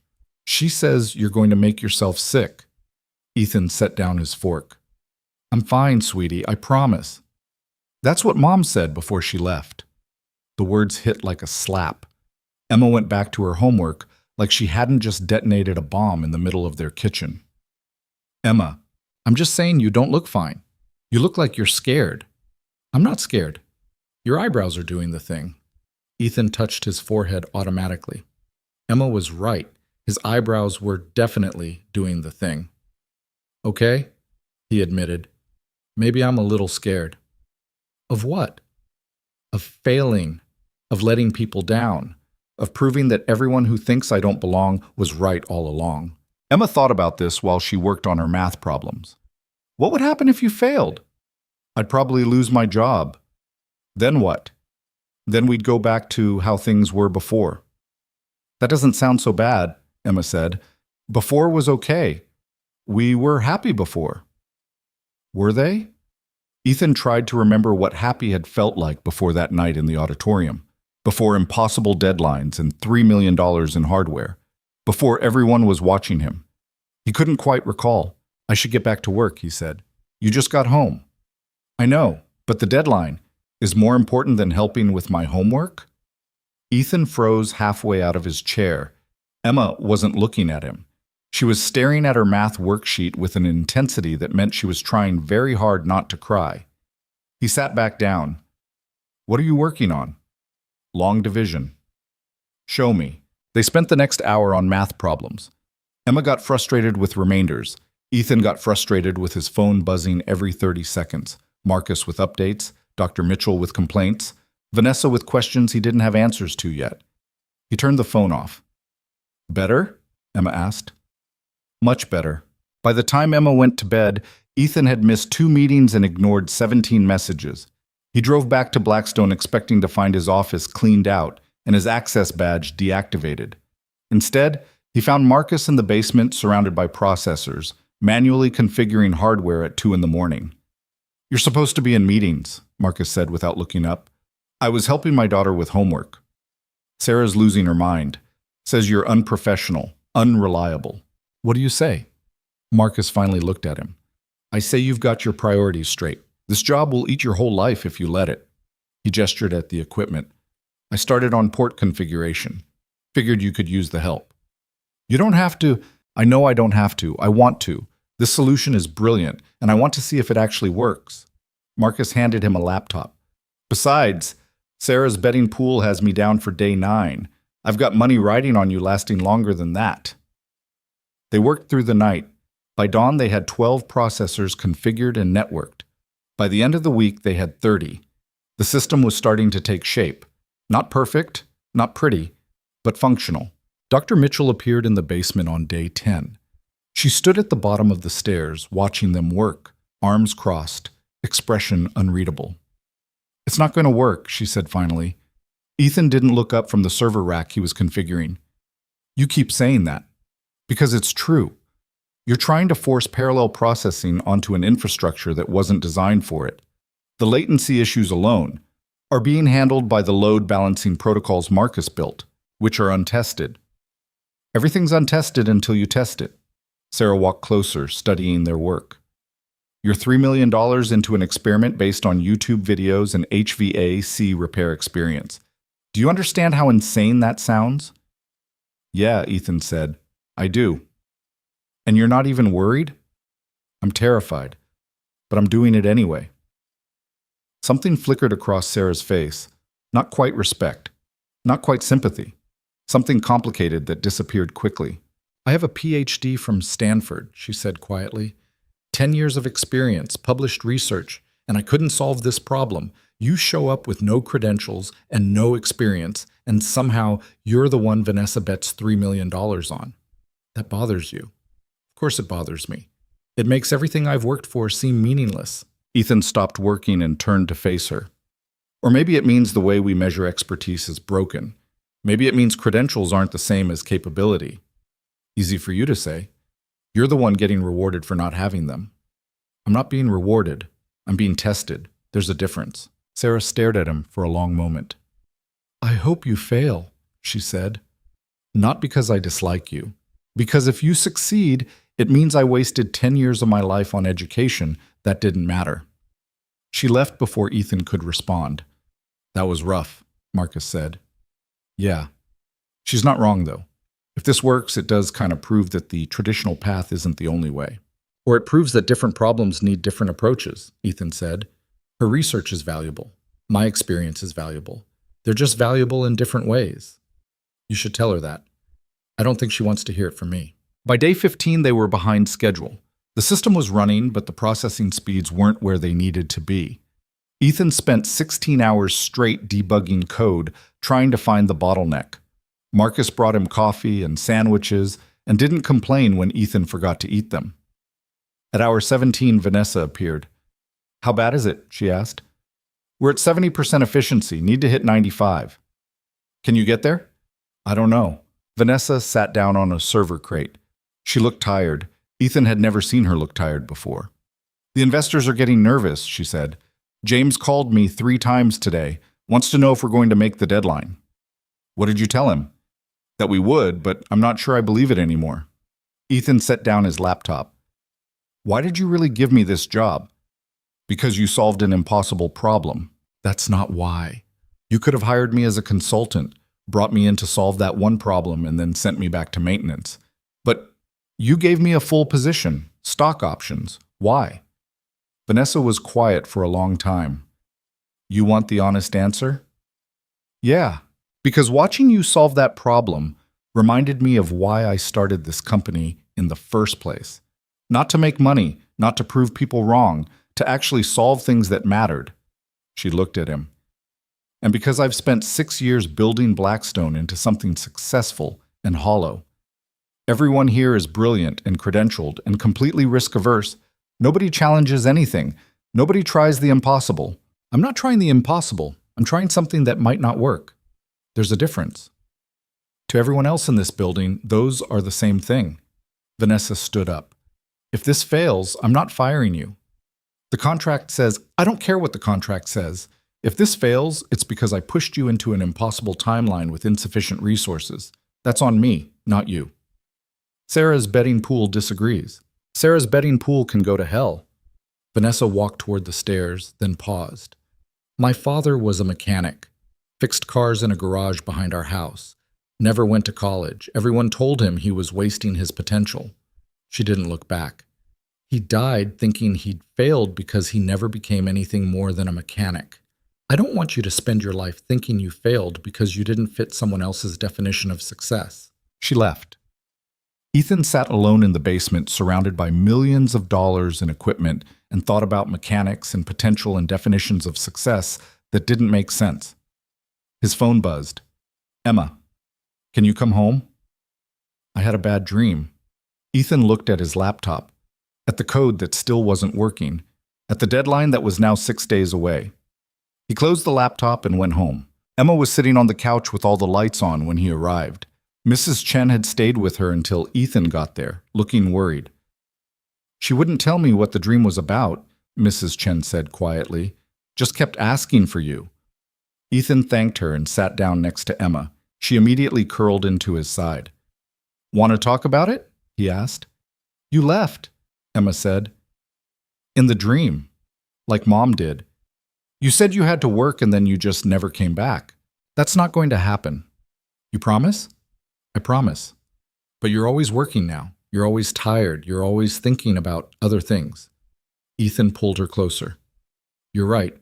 I've been working too much. I'm sorry. Is the job more important than me? No. Nothing is more important than you. Then why does it feel like it is? The question broke something in him. Because Emma was right. He'd been so focused on proving he belonged, on not failing, on meeting impossible deadlines, that he'd stopped seeing what mattered. Tomorrow's Saturday, Ethan said. I'm taking the whole day off. We're going to do whatever you want. Park, movies, ice cream for breakfast, your choice. You have to work. The work can wait. But the deadline is not more important than you. Emma looked up at him with those dark eyes. You really mean it? I really mean it. They spent Saturday at the Science Museum. Emma wanted to see the planetarium show 3 times. They ate terrible museum cafeteria food and bought a book about black holes from the gift shop that Emma read cover to cover on the drive home. Ethan's phone buzzed constantly. He ignored it. Dad, you're getting a lot of messages, Emma said. I know. Aren't they important? You're more important. Emma smiled and went back to her book. Sunday morning, Marcus showed up at Ethan's apartment at 7 a.m. looking frantic. We have a problem, he said when Ethan answered the door. What kind of problem? The kind where the entire system crashed at 4 this morning, and I've been trying to fix it for 3 hours and I can't figure out what's wrong. Ethan looked back at Emma, who was eating cereal at the kitchen table and watching cartoons. I need you, Marcus said. I know you took the weekend off, but can it wait 2 hours? Ethan, the deadline is in 4 days. We don't have 2 hours. Emma appeared behind Ethan. Is everything okay? Work emergency, Ethan said. You promised, Emma said quietly. I know, and I'm not breaking that promise. I just need 2 hours to help Marcus fix something, then I'm coming right back, okay? Emma looked between them. Okay, but you have to be back by lunch. We're making pancakes. Deal. Ethan drove to Blackstone with Marcus, who spent the entire ride explaining the cascade failure that had taken down the entire parallel processing system. By the time they reached the basement, Ethan already knew what the problem was. It's the load balancing, he said. I checked the load balancing. It's fine. It's not fine. Look, the behavioral clusters are creating processing spikes that exceed the threshold Marcus set. The system sees it as an attack and shuts down. So we raise the threshold. No, we redistribute the clusters, split the large ones into smaller subgroups so the processing load stays consistent. They spent 90 minutes reconfiguring the cluster distribution. At hour 2, the system came back online. The processing speed jumped from 70% efficiency to 88. Holy shit, Marcus said. It's working. Almost working, still need to hit 95. But it's actually working. Ethan checked his watch. I have to go. Now? We're so close. I promised Emma I'd be back by lunch. I'm already late. He left Marcus in the basement and drove home 15 minutes past the time he'd promised. Emma was waiting on the porch. You're late, she said. I know. I'm sorry. You said 2 hours. The problem took longer than I thought, but I'm here now, ready to make pancakes. They made pancakes. Terrible pancakes that were burnt on the outside and raw in the middle, but Emma didn't care. She covered hers in syrup and declared them perfect. Ethan's phone buzzed. Vanessa. Marcus says you fixed it. How close are we? He typed back with one hand while flipping pancakes with the other. 88% efficiency. Need 95%. We'll hit it by Wednesday. You sure? No. But I'll do it anyway. 3 dots appeared, then disappeared, then appeared again. Take the rest of the day off. That's an order. Ethan showed Emma the message. Looks like I'm all yours. Good, Emma said, because I want to go to the park and practice for field day, and this time we're going to win the 3-legged race. They didn't win the 3-legged race. They fell over 6 times and came in dead last. But Emma laughed the whole time, and that felt like winning anyway. Monday morning, Ethan arrived at Blackstone to find Sarah Mitchell waiting outside his office. We need to talk, she said. Okay. She followed him inside and closed the door. I've been reviewing your cluster distribution model. And it's brilliant. I spent all weekend trying to find flaws, and I can't. The mathematics are sound. The application is innovative. It's actually going to work. That bothers you. Terrifies me, Sarah admitted, because it means everything I thought I knew about how problems get solved is wrong. It just means there's more than one way to solve things. I said some unfair things to you, Sarah said, about YouTube and HVAC repair. I was being condescending because I was threatened. I know. That doesn't make it okay. No, but I understand it. Sarah sat down in the chair across from his desk. Can I ask you something? Off the record? Sure. Do you ever feel like a fraud? Like any second someone's going to realize you don't actually know what you're doing? Every single day. Really? Really. I wake up every morning convinced this is the day it all falls apart. How do you deal with that? I don't, Ethan said honestly. I just keep working and hope I figure it out before anyone notices. Sarah laughed. It was the first time Ethan had heard her laugh. I have a PhD and 10 years of experience, and I feel exactly the same way. Maybe everyone does. Maybe. Sarah stood up. I closed the betting pool, gave everyone their money back, told them it was inappropriate. You didn't have to do that. Yes, I did. And for what it's worth, I hope you make the deadline. Not because it proves me wrong, because the solution deserves to work. She left. Ethan sat in his office and stared at the closed door and thought about PhDs and YouTube videos and how everyone was scared they didn't belong. The next 3 days were a blur of coding and testing and reconfiguring. The efficiency climbed slowly, 90%, 92, 94. By Wednesday evening, they were at 94.8% and stuck. We're out of time, Marcus said. The client presentation is tomorrow morning. I know.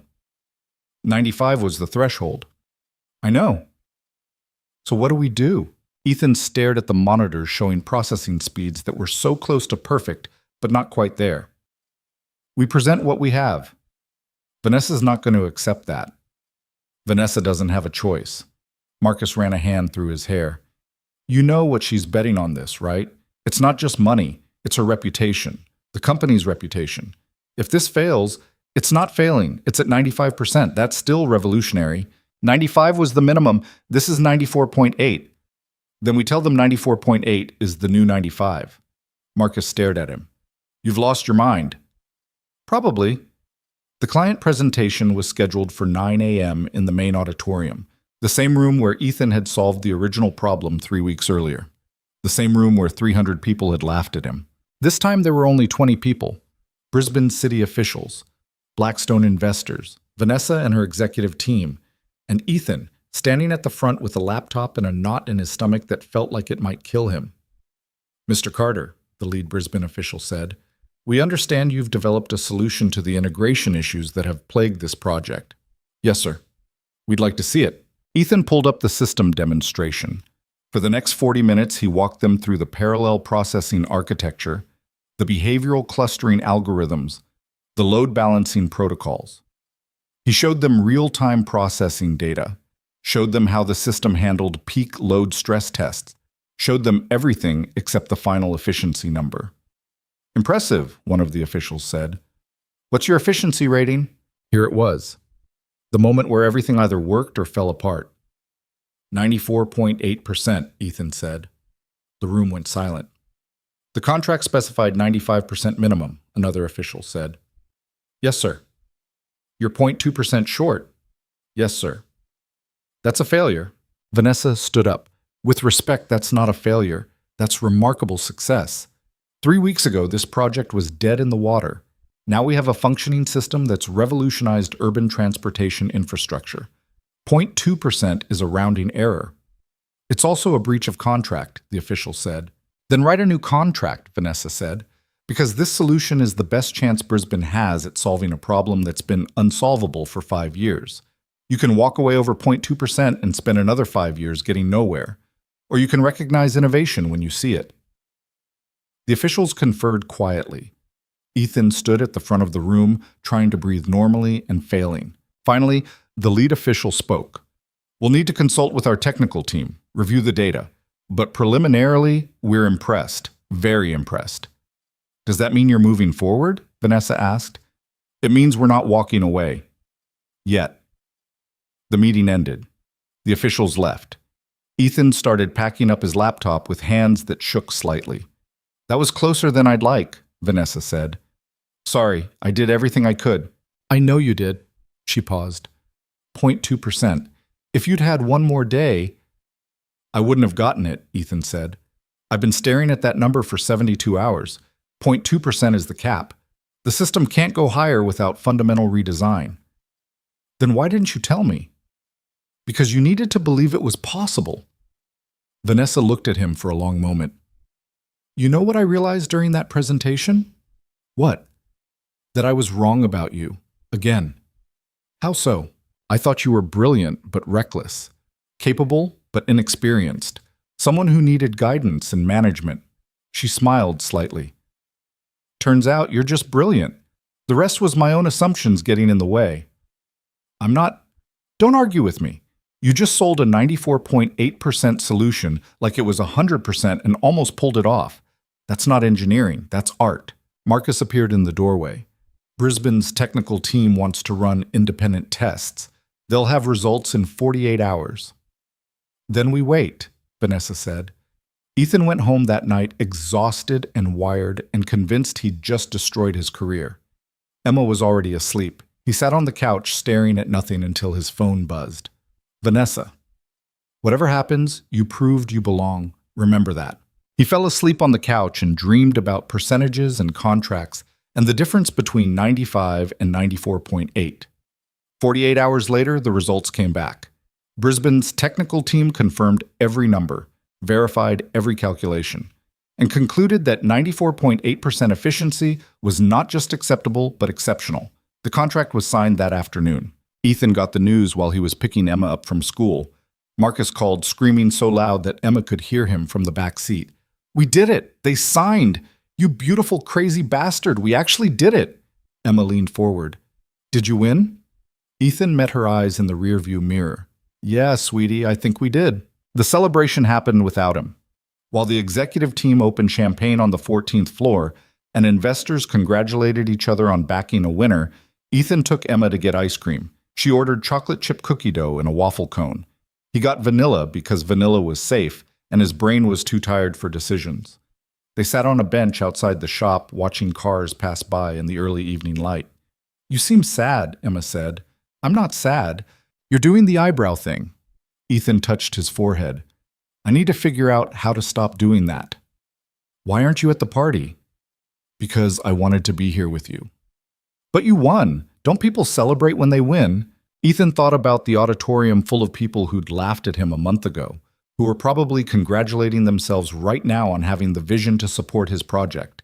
About Vanessa giving speeches to investors about innovation and risk-taking. About Dr. Mitchell probably analyzing what went right so she could replicate it. Sometimes winning feels stranger than losing, he said. Emma licked melting ice cream off her hand. That doesn't make sense. I know. His phone had been buzzing for an hour straight. Messages from people he barely knew, suddenly wanting to congratulate him, grab coffee, discuss opportunities. The maintenance crew had sent a group text with celebrations and some good-natured ribbing about him forgetting his roots. Rodriguez had sent a simple message. Told you to watch your back. Hope I was wrong. Ethan stared at that message longer than the others. When they got home, there was a moving truck parked outside their apartment building. A family Ethan didn't recognize was loading furniture into the unit 2 doors down from theirs. The mother looked exhausted. The father was arguing with the movers about a damaged table. 2 kids sat on the stairs looking lost. Ethan recognized that look. He'd worn it himself 8 years ago when he'd moved here with a 6-month-old baby and a future that felt like drowning. New neighbors, Emma observed. Looks like it. They went inside. The apartment felt smaller than it had a month ago. Not because anything had changed physically, but because Ethan had spent 3 weeks working in offices with windows and conference rooms bigger than his entire living space. Perspective was strange that way. Emma went to her room to work on homework. Ethan sat at the kitchen table and finally opened his laptop to check his email. 347 unread messages. He closed the laptop. The celebration moved to a high-end restaurant downtown. Ethan knew this because Marcus texted him the address 4 times along with increasingly desperate pleas to show up. Vanessa sent a single message. Your absence is noted and frankly rude. Get here. Ethan texted back. Taking my daughter to the movies. We'll celebrate later. 3 dots appeared immediately, then disappeared, then appeared again. There is no later. This is your victory. Own it. I'll own it tomorrow.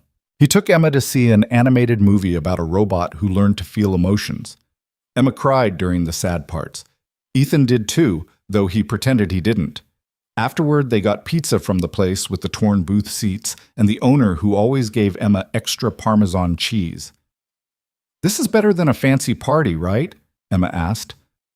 "Much better." "You're lying." "A little bit," Ethan admitted, "but I'd rather be here anyway." "Why?" "Because parties are about impressing people. This is about being with you, and you're the only person I actually care about impressing." Emma smiled and went back to picking pepperoni off her pizza. "I'm already impressed. You did the thing that everyone said you couldn't do." "I guess I did." "So what happens now?" That was the question, wasn't it? The answer started arriving the next morning. Ethan's stock options had vested partially after the Brisbane contract signing. Marcus sent him a breakdown of what they were worth. Ethan read the number 3 times before accepting it was real. In 1 month, he'd gone from barely making rent to having enough money to buy a house. A nice house. Maybe 2 houses. He sat in his car outside Emma's school after drop-off and tried to process it. The parents dropping off kids in luxury SUVs who'd never looked at him before suddenly waved. The teacher who'd once suggested Emma might do better in a different school district smiled and asked how he was doing. People saw him differently now. He hated it. At Blackstone, the executive floor felt like foreign territory despite having worked there for a month. People congratulated him in elevators. Investors he'd never met wanted to shake his hand. Someone from PR wanted to schedule a photo shoot for the company website. Sarah Mitchell found him hiding in the maintenance basement during lunch. "You know you're allowed to use the executive cafeteria now," she said. "The food's better down here." "The food down here comes from vending machines." Exactly. No pressure. No small talk, just processed cheese and regret. Sarah sat down on a workbench next to him. "You're not enjoying this. Is it that obvious? You solved an impossible problem, secured a multi-billion-dollar contract, and you're eating lunch alone in a basement. So yeah, kind of obvious." Ethan unwrapped a sandwich that had probably been in the vending machine since before he started working at Blackstone. "I thought winning would feel different." "How so?" "I don't know. More satisfying? Less complicated?" "Winning is always complicated," Sarah said, "especially when you win by being different instead of following the rules everyone else follows. It makes people uncomfortable, makes them question their own choices." "Is that what I did to you?" "Yes. And I needed it."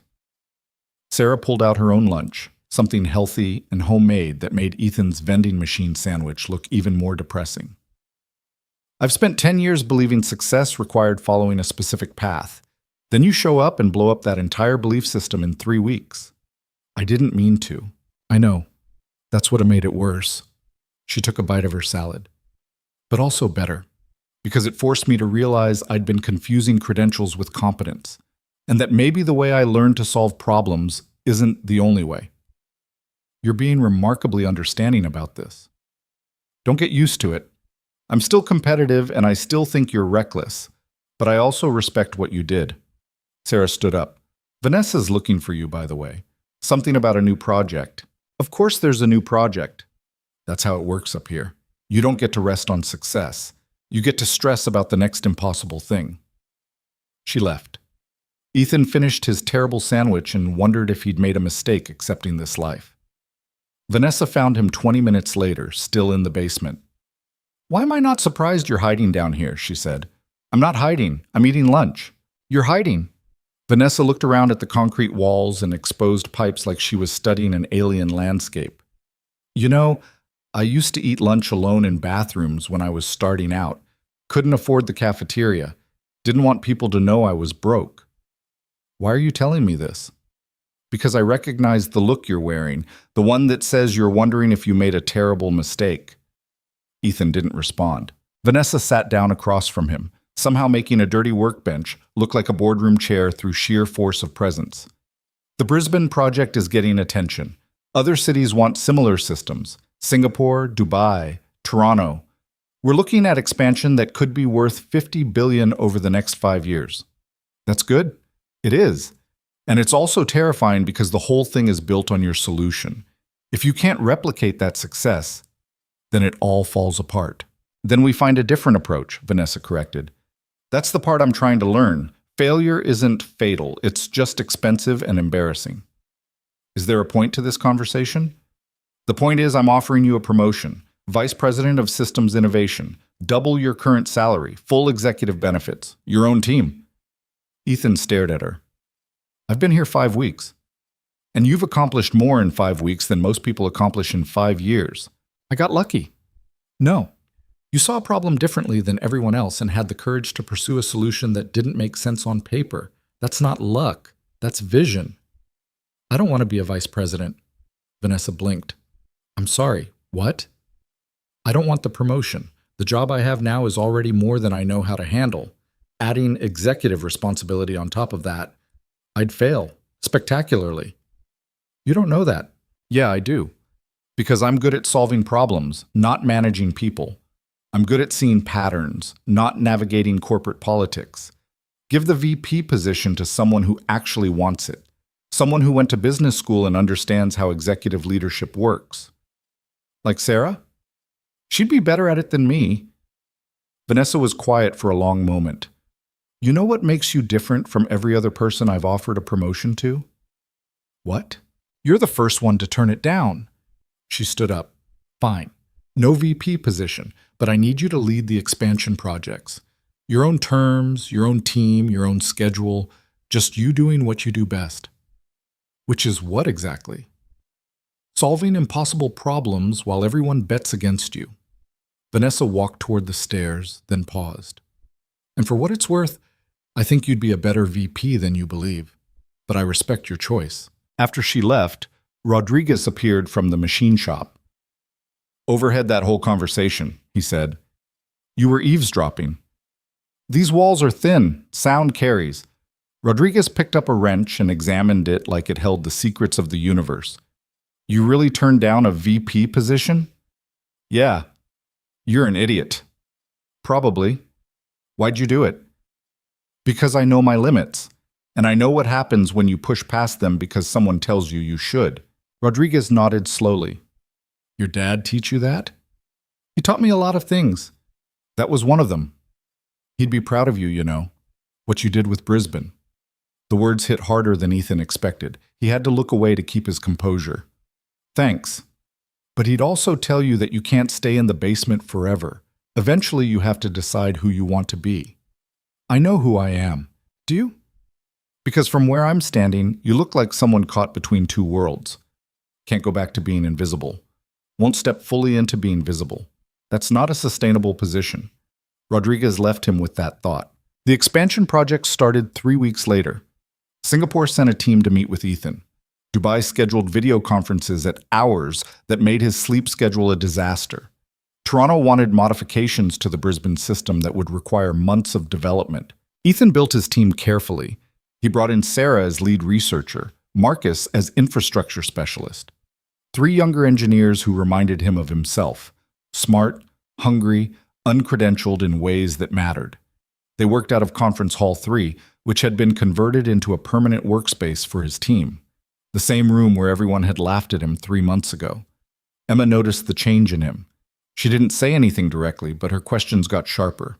You're home more now, she observed one evening. Is that bad? No, but you seem tired all the time.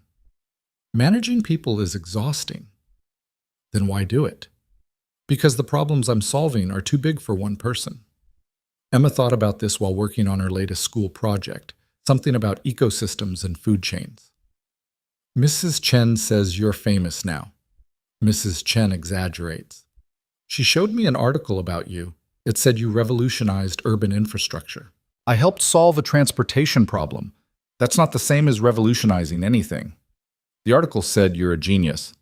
Ethan laughed. The article is wrong. Are you, though, a genius? No, I'm just someone who sees patterns and got lucky a few times. Emma looked at him with those eyes that saw too much.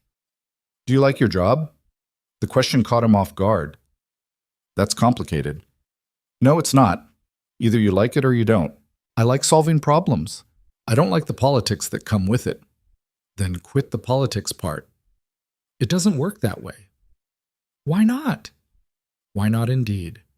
4 months after the Brisbane contract signing, Vanessa called an all-hands meeting. The entire company crammed into the main auditorium, the same space where everything had started. Ethan sat in the back. Old habits. Vanessa stood on stage looking like she'd conquered the world. Maybe she had. 4 months ago, this company was facing a crisis, she said. The Brisbane project was failing. Our investors were losing confidence. We were hemorrhaging money on a problem we couldn't solve. The room was silent. Then someone who worked in our maintenance department, someone we'd all walked past without seeing for 4 years, solved that problem in 20 minutes. Every head in the auditorium turned to look at Ethan. He resisted the urge to sink into his chair. That person is now leading expansion projects worth $50 billion. And in the process, he's taught me something I'd forgotten. Vanessa paused. Credentials don't equal capability. Experience doesn't equal expertise. And sometimes the person with the answer is the one nobody's listening to. She pulled up a slide. Starting next month, Blackstone Technologies is launching a new initiative. We're partnering with community colleges, trade schools, and online education platforms to recruit talent we've traditionally overlooked. People without traditional degrees, people with unconventional backgrounds. People like Ethan Carter. The applause was thunderous. Ethan felt like he might be sick. After the meeting, reporters wanted interviews. Tech journalists wanted comments. Someone from a university wanted to discuss a speaking engagement. Ethan slipped out the side exit and found himself in the basement again. The maintenance shop was quiet. Rodriguez was rebuilding a compressor motor. Heard the speech, Rodriguez said. I'm sure the whole building heard the speech. You know what the guys down here are saying? I'm afraid to ask. They're saying you sold out. Became one of them. Forgot where you came from. The words stung more than they should have. What do you think? Rodriguez set down his tools. I think you're trying to be two people at once. The maintenance guy who fixes machines and doesn't make waves, and the executive who solves billion-dollar problems and gets his name in articles. And I think you're exhausting yourself trying to be both. What if I don't want to choose? Then you'll keep being miserable, because you can't serve two masters. Eventually you have to pick one. That's not fair. Life rarely is. Ethan left the basement and found Vanessa in her office, reviewing contracts. I need to talk to you, he said. She looked up. About? About who I am and what I'm doing here. Vanessa set down her pen. I'm listening. I don't belong in executive meetings.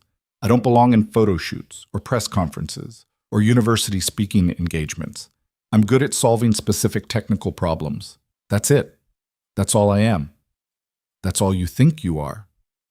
It's all I want to be. Vanessa studied him. What are you asking for? Let me stay in the basement. Let me work with my team on actual problems instead of spending half my time in meetings that don't accomplish anything. Let me be what I'm actually good at instead of what you think I should be. You're asking me to let you hide. I'm asking you to let me work. The silence stretched out uncomfortably. Fine, Vanessa said finally. You can work from wherever you want, basement, conference hall, your apartment. I don't care. But you're still leading these expansion projects. You're still responsible for deliverables, and you're still coming to the meetings that actually matter. Deal. And Ethan, stop trying to stay invisible. You can't put that genie back in the bottle. The world sees you now. You can either be uncomfortable with that or you can own it. What if I don't want to own it? Then you're going to be uncomfortable for a very long time. 6 months after everything started, Ethan and his team delivered the Singapore system. It worked better than Brisbane. Dubai came online 3 months later. Toronto 6 months after that. Each success made the next project more complicated. More stakeholders. More pressure. More people watching to see if he could keep delivering miracles. Ethan stopped sleeping well, started drinking too much coffee, skipped meals. The stress showed in the lines appearing on his face, the weight he was losing, the way Emma watched him with worried eyes. You're doing the eyebrow thing again, she said one evening. I know. Are you okay? No? The honesty surprised both of them. What's wrong? Emma asked. I don't know how to do this. Any of this. I'm good at solving problems, but every problem I solve creates 5 new ones. And I don't know how to manage teams or handle media attention or navigate corporate politics. I'm drowning, Emma, and I don't know how to stop. Emma was quiet for a minute.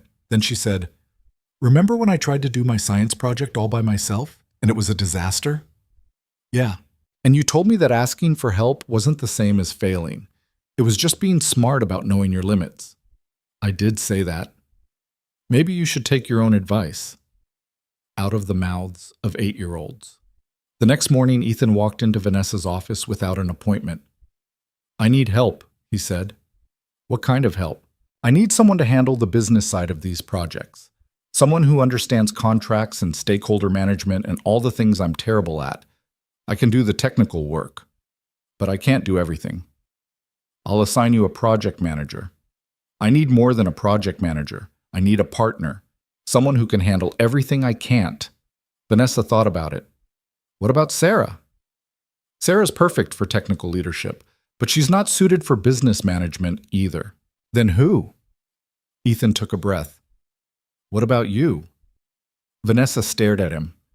You want me to partner with you on these projects? You're good at the things I'm bad at. Strategy, politics, managing expectations, and I'm good at the things you're bad at. Technical innovation, unconventional problem solving. I'm the CEO. I don't have time to... You spent 3 hours in a meeting yesterday discussing whether the company holiday party should be open bar or cash bar. That's not CEO work. That's avoiding the things you actually want to do. The accusation hung in the air between them. What makes you think I want to do this? Vanessa asked quietly. Because I've watched you light up every time there's a technical challenge to solve. I've seen you in strategy meetings about these expansion projects. You're happier working on actual problems than managing people who manage people who manage people. Vanessa was quiet for a long time. If I do this, it changes our dynamic. We'd be equals, partners. I know. You'd have to trust me, and I'd have to trust you. I know that too. We've been working together for 6 months, and we still barely like each other. Liking each other isn't the same as working well together. Vanessa smiled slightly.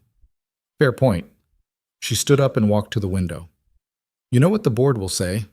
They'll say I'm abandoning my responsibilities as CEO to chase technical projects I'm not qualified for. Are you qualified?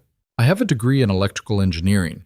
Built this company's first 3 products myself before we had the money to hire engineers. So yes, I'm qualified. I just haven't done that kind of work in 6 years. Maybe it's time to start again. Vanessa turned to face him. If we do this, I need you to meet me halfway. I'll handle the business side, but you have to handle the visibility, the interviews, the presentations, the parts you hate. Why? Because people need to see who you are. Not the credentials you don't have or the background you're ashamed of. You, the person who solves impossible problems. That matters more than you think. I'm not ashamed of my background. Then stop hiding from it. They stared at each other. 2 people who'd started as CEO and janitor, who'd become something more complicated in the months since. Partners? Ethan said. Partners? Vanessa agreed. But I'm still your boss. Technically. Not technically. Actually. They shook hands. Ethan felt like he'd just made either the best decision of his life or the worst. Turned out to be both. Over the next year, they built something remarkable. Vanessa handled contracts and stakeholder management while Ethan focused on technical innovation. They fought constantly about priorities, about approach, about everything. But they also solved problems neither could have solved alone. Dubai expansion succeeded beyond projections. Toronto became a model for other North American cities.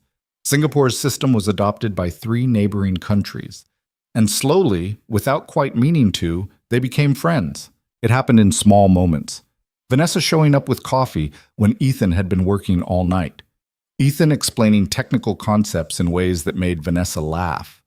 Late-night conversations in the basement about their fathers, both dead, both mechanics in different ways, both men who'd taught their children to see the world through problems that needed solving. Emma noticed before Ethan did. You smile more when you talk about Vanessa, she said one evening. I do not.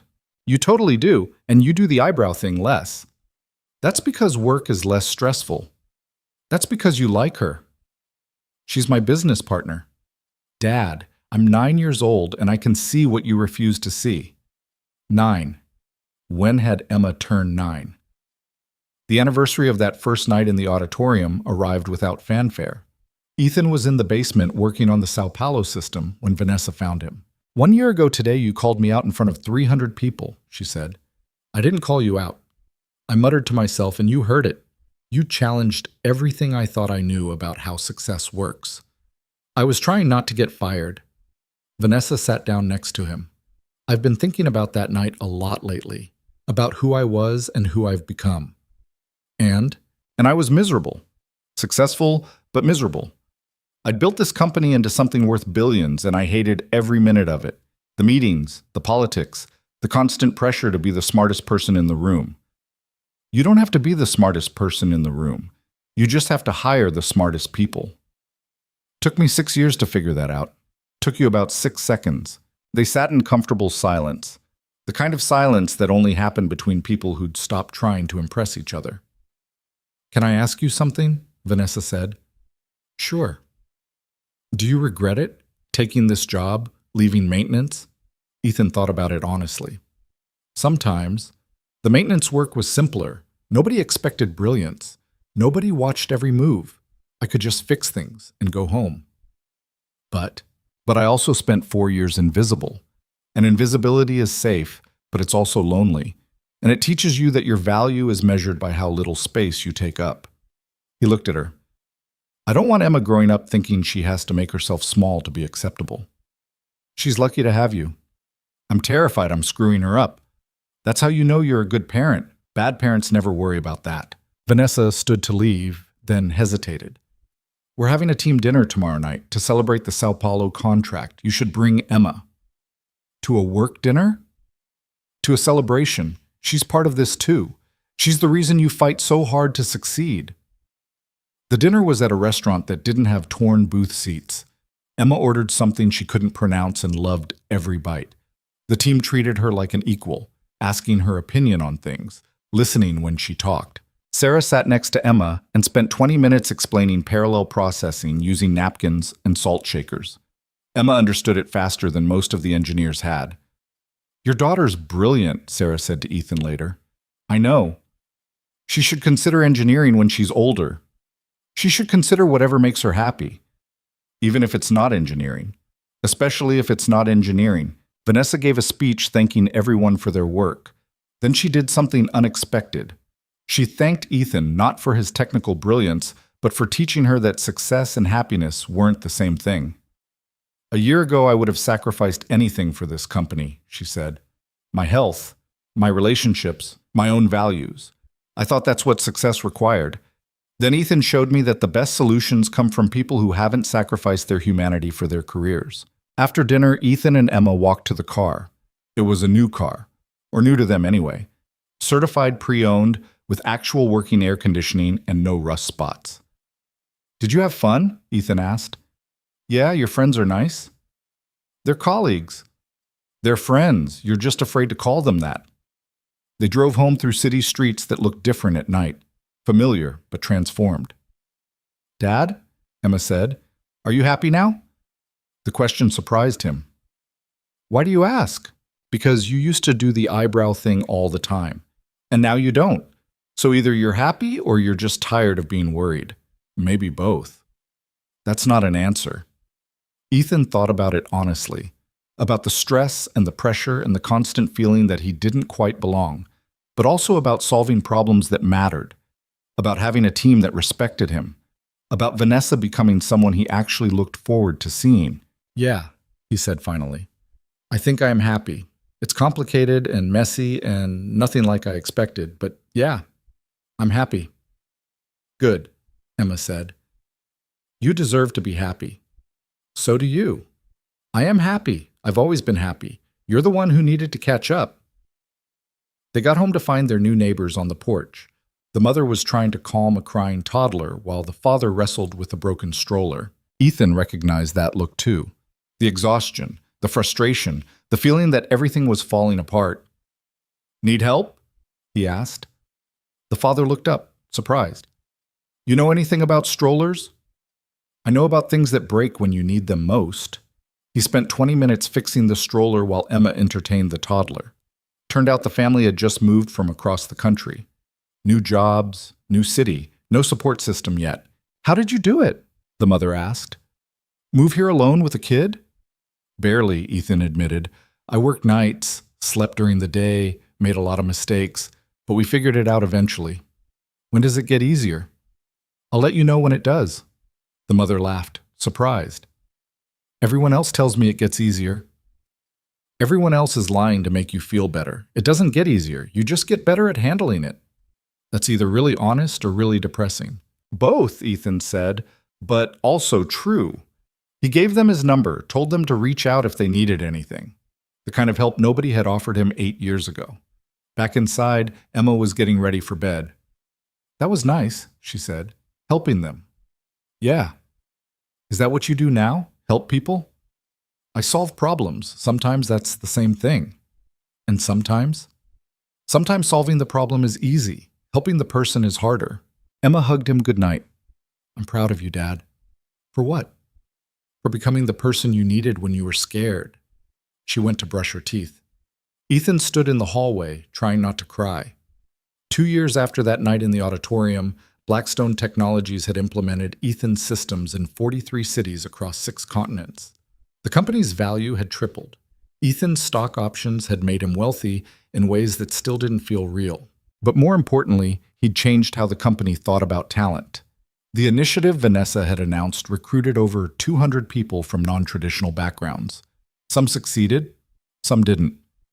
But they all got a chance. Ethan still worked maintenance 2 nights a week. Not because he had to, but because it kept him grounded. Reminded him where he came from. Gave him space to think without pressure. Rodriguez retired and gave Ethan his favorite wrench. In case you forget how to actually fix things instead of just designing them, he said. Emma turned 12 and won the regional science fair with a project about behavioral clustering in pedestrian traffic patterns. Ethan tried not to cry during her presentation and failed completely. And Vanessa stopped being just his business partner. It happened gradually. Working dinners that became actual dinners. Conversations about work that became conversations about life. The realization that they'd both been lonely for years and had found something neither expected in each other. This is complicated, Vanessa said one evening. They were in the basement, their favorite place to talk when the executive floor got too loud. Everything worth doing is complicated, Ethan replied. I'm technically still your boss. Technically. The board would have opinions. The board has opinions about everything, doesn't make them right. Vanessa looked at him with those gray eyes that had terrified him 2 years ago and now just made him feel seen. I spent 6 years being someone I hated because I thought that's what success required. You taught me that was wrong. I didn't teach you anything. You figured it out yourself. No. You showed me what it looked like to succeed without sacrificing who you are. That mattered.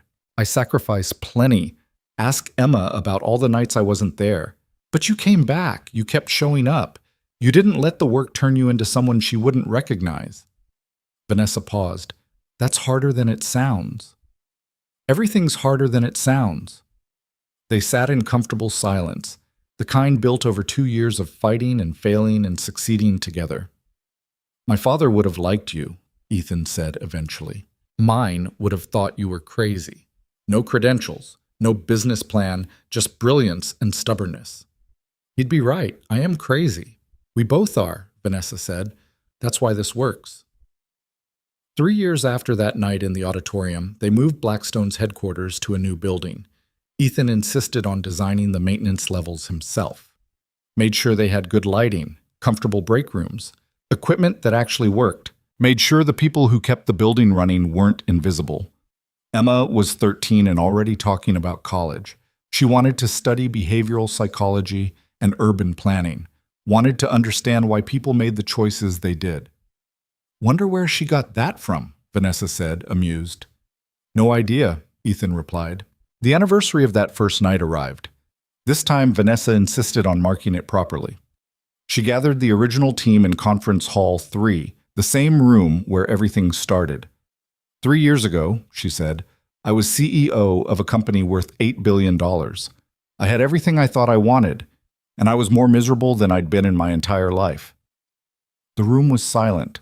Then a maintenance worker I'd never bothered to learn the name of solved a problem in 20 minutes that our entire engineering department had failed to solve in 3 months. And in doing so, he taught me that I'd been measuring success wrong. She looked at Ethan. Success isn't about how much money you make or how impressive your credentials are. It's about whether you're solving problems that matter and whether you're becoming someone you're proud to be. Everything else is just noise.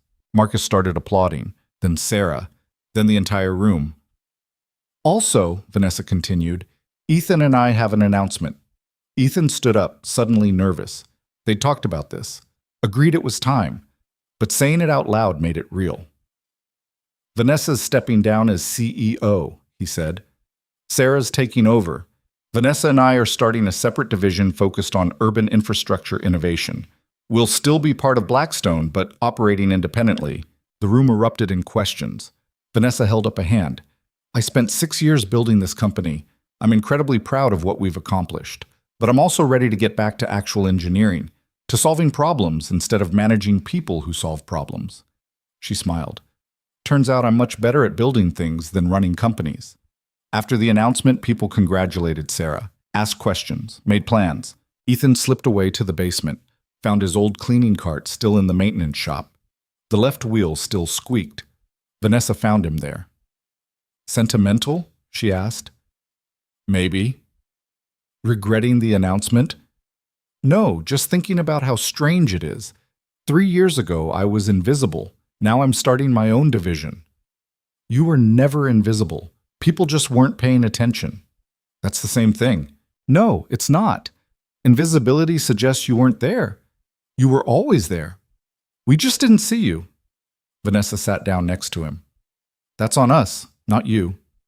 They sat in comfortable silence. There's silence now. Emma asked if you were going to move in with us, Ethan said eventually. What did you tell her? That it was complicated.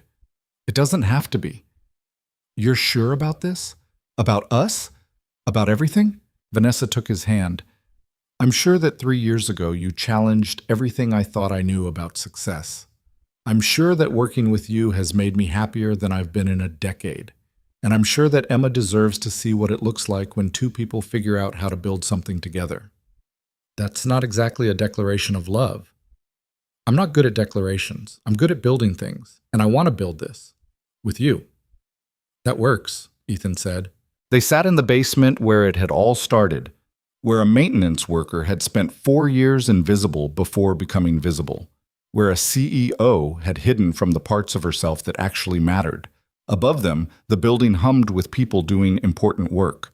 Below them, machines kept everything running while nobody paid attention. Ethan had learned to exist in both worlds, to be visible when it mattered and invisible when it didn't, to solve problems that changed cities while still fixing broken machinery in basements, to be proud of where he came from while moving toward where he was going.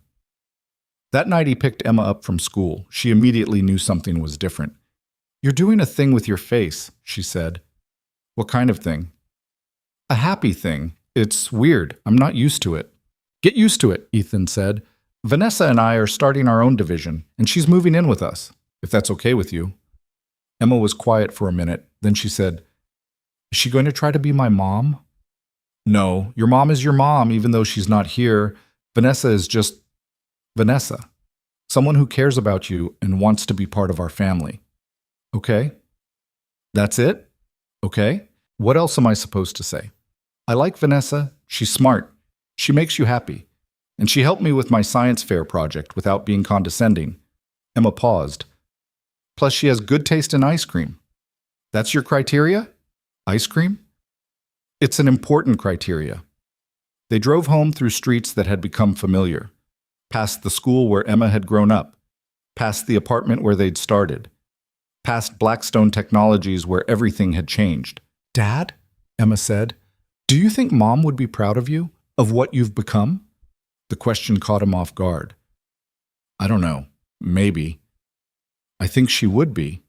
Even though she left, I think she'd be proud that you didn't give up, that you kept going and kept being a good dad. I tried to be. You are. You're the best dad I could have asked for. Ethan had to pull over because he couldn't see through the tears. Emma hugged him from the back seat. It's okay to be happy, Dad, she said. You don't have to feel guilty about it. When did you get so wise? I've always been wise. You're just finally paying attention. They sat in the parked car while traffic moved around them. Father and daughter, maintenance worker and executive, invisible and visible, all of it true at once. That night, Ethan sat on his porch, their new porch, in the house they'd bought 6 months ago with the money from stock options that still didn't feel real, and thought about the journey from there to here, about being laughed at in an auditorium and proving everyone wrong, about Vanessa learning to be human again, about Emma growing up watching her father refuse to become someone he wasn't, about the difference between credentials and capability, about how success looked different than he'd imagined and better than he'd hoped. His phone buzzed. Marcus.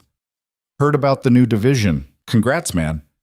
You've come a long way from the guy who fixed my broken AC. I still fix your broken AC, Ethan typed back. Yeah, but now you do it between solving billion-dollar problems. That's called range. Ethan smiled and put his phone away.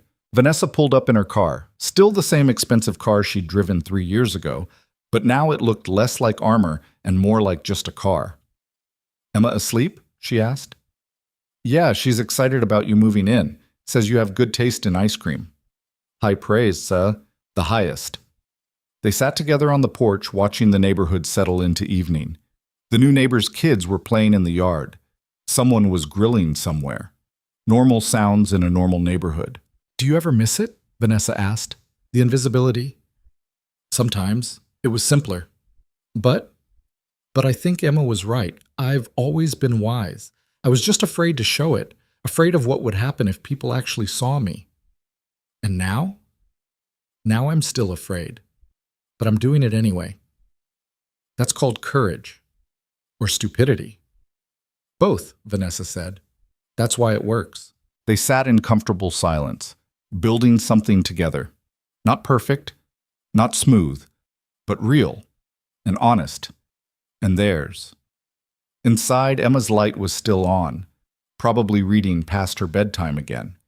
Ethan made a note to check on her in 20 minutes. Above them, stars appeared in the darkening sky. Below them, the foundation of their house held steady.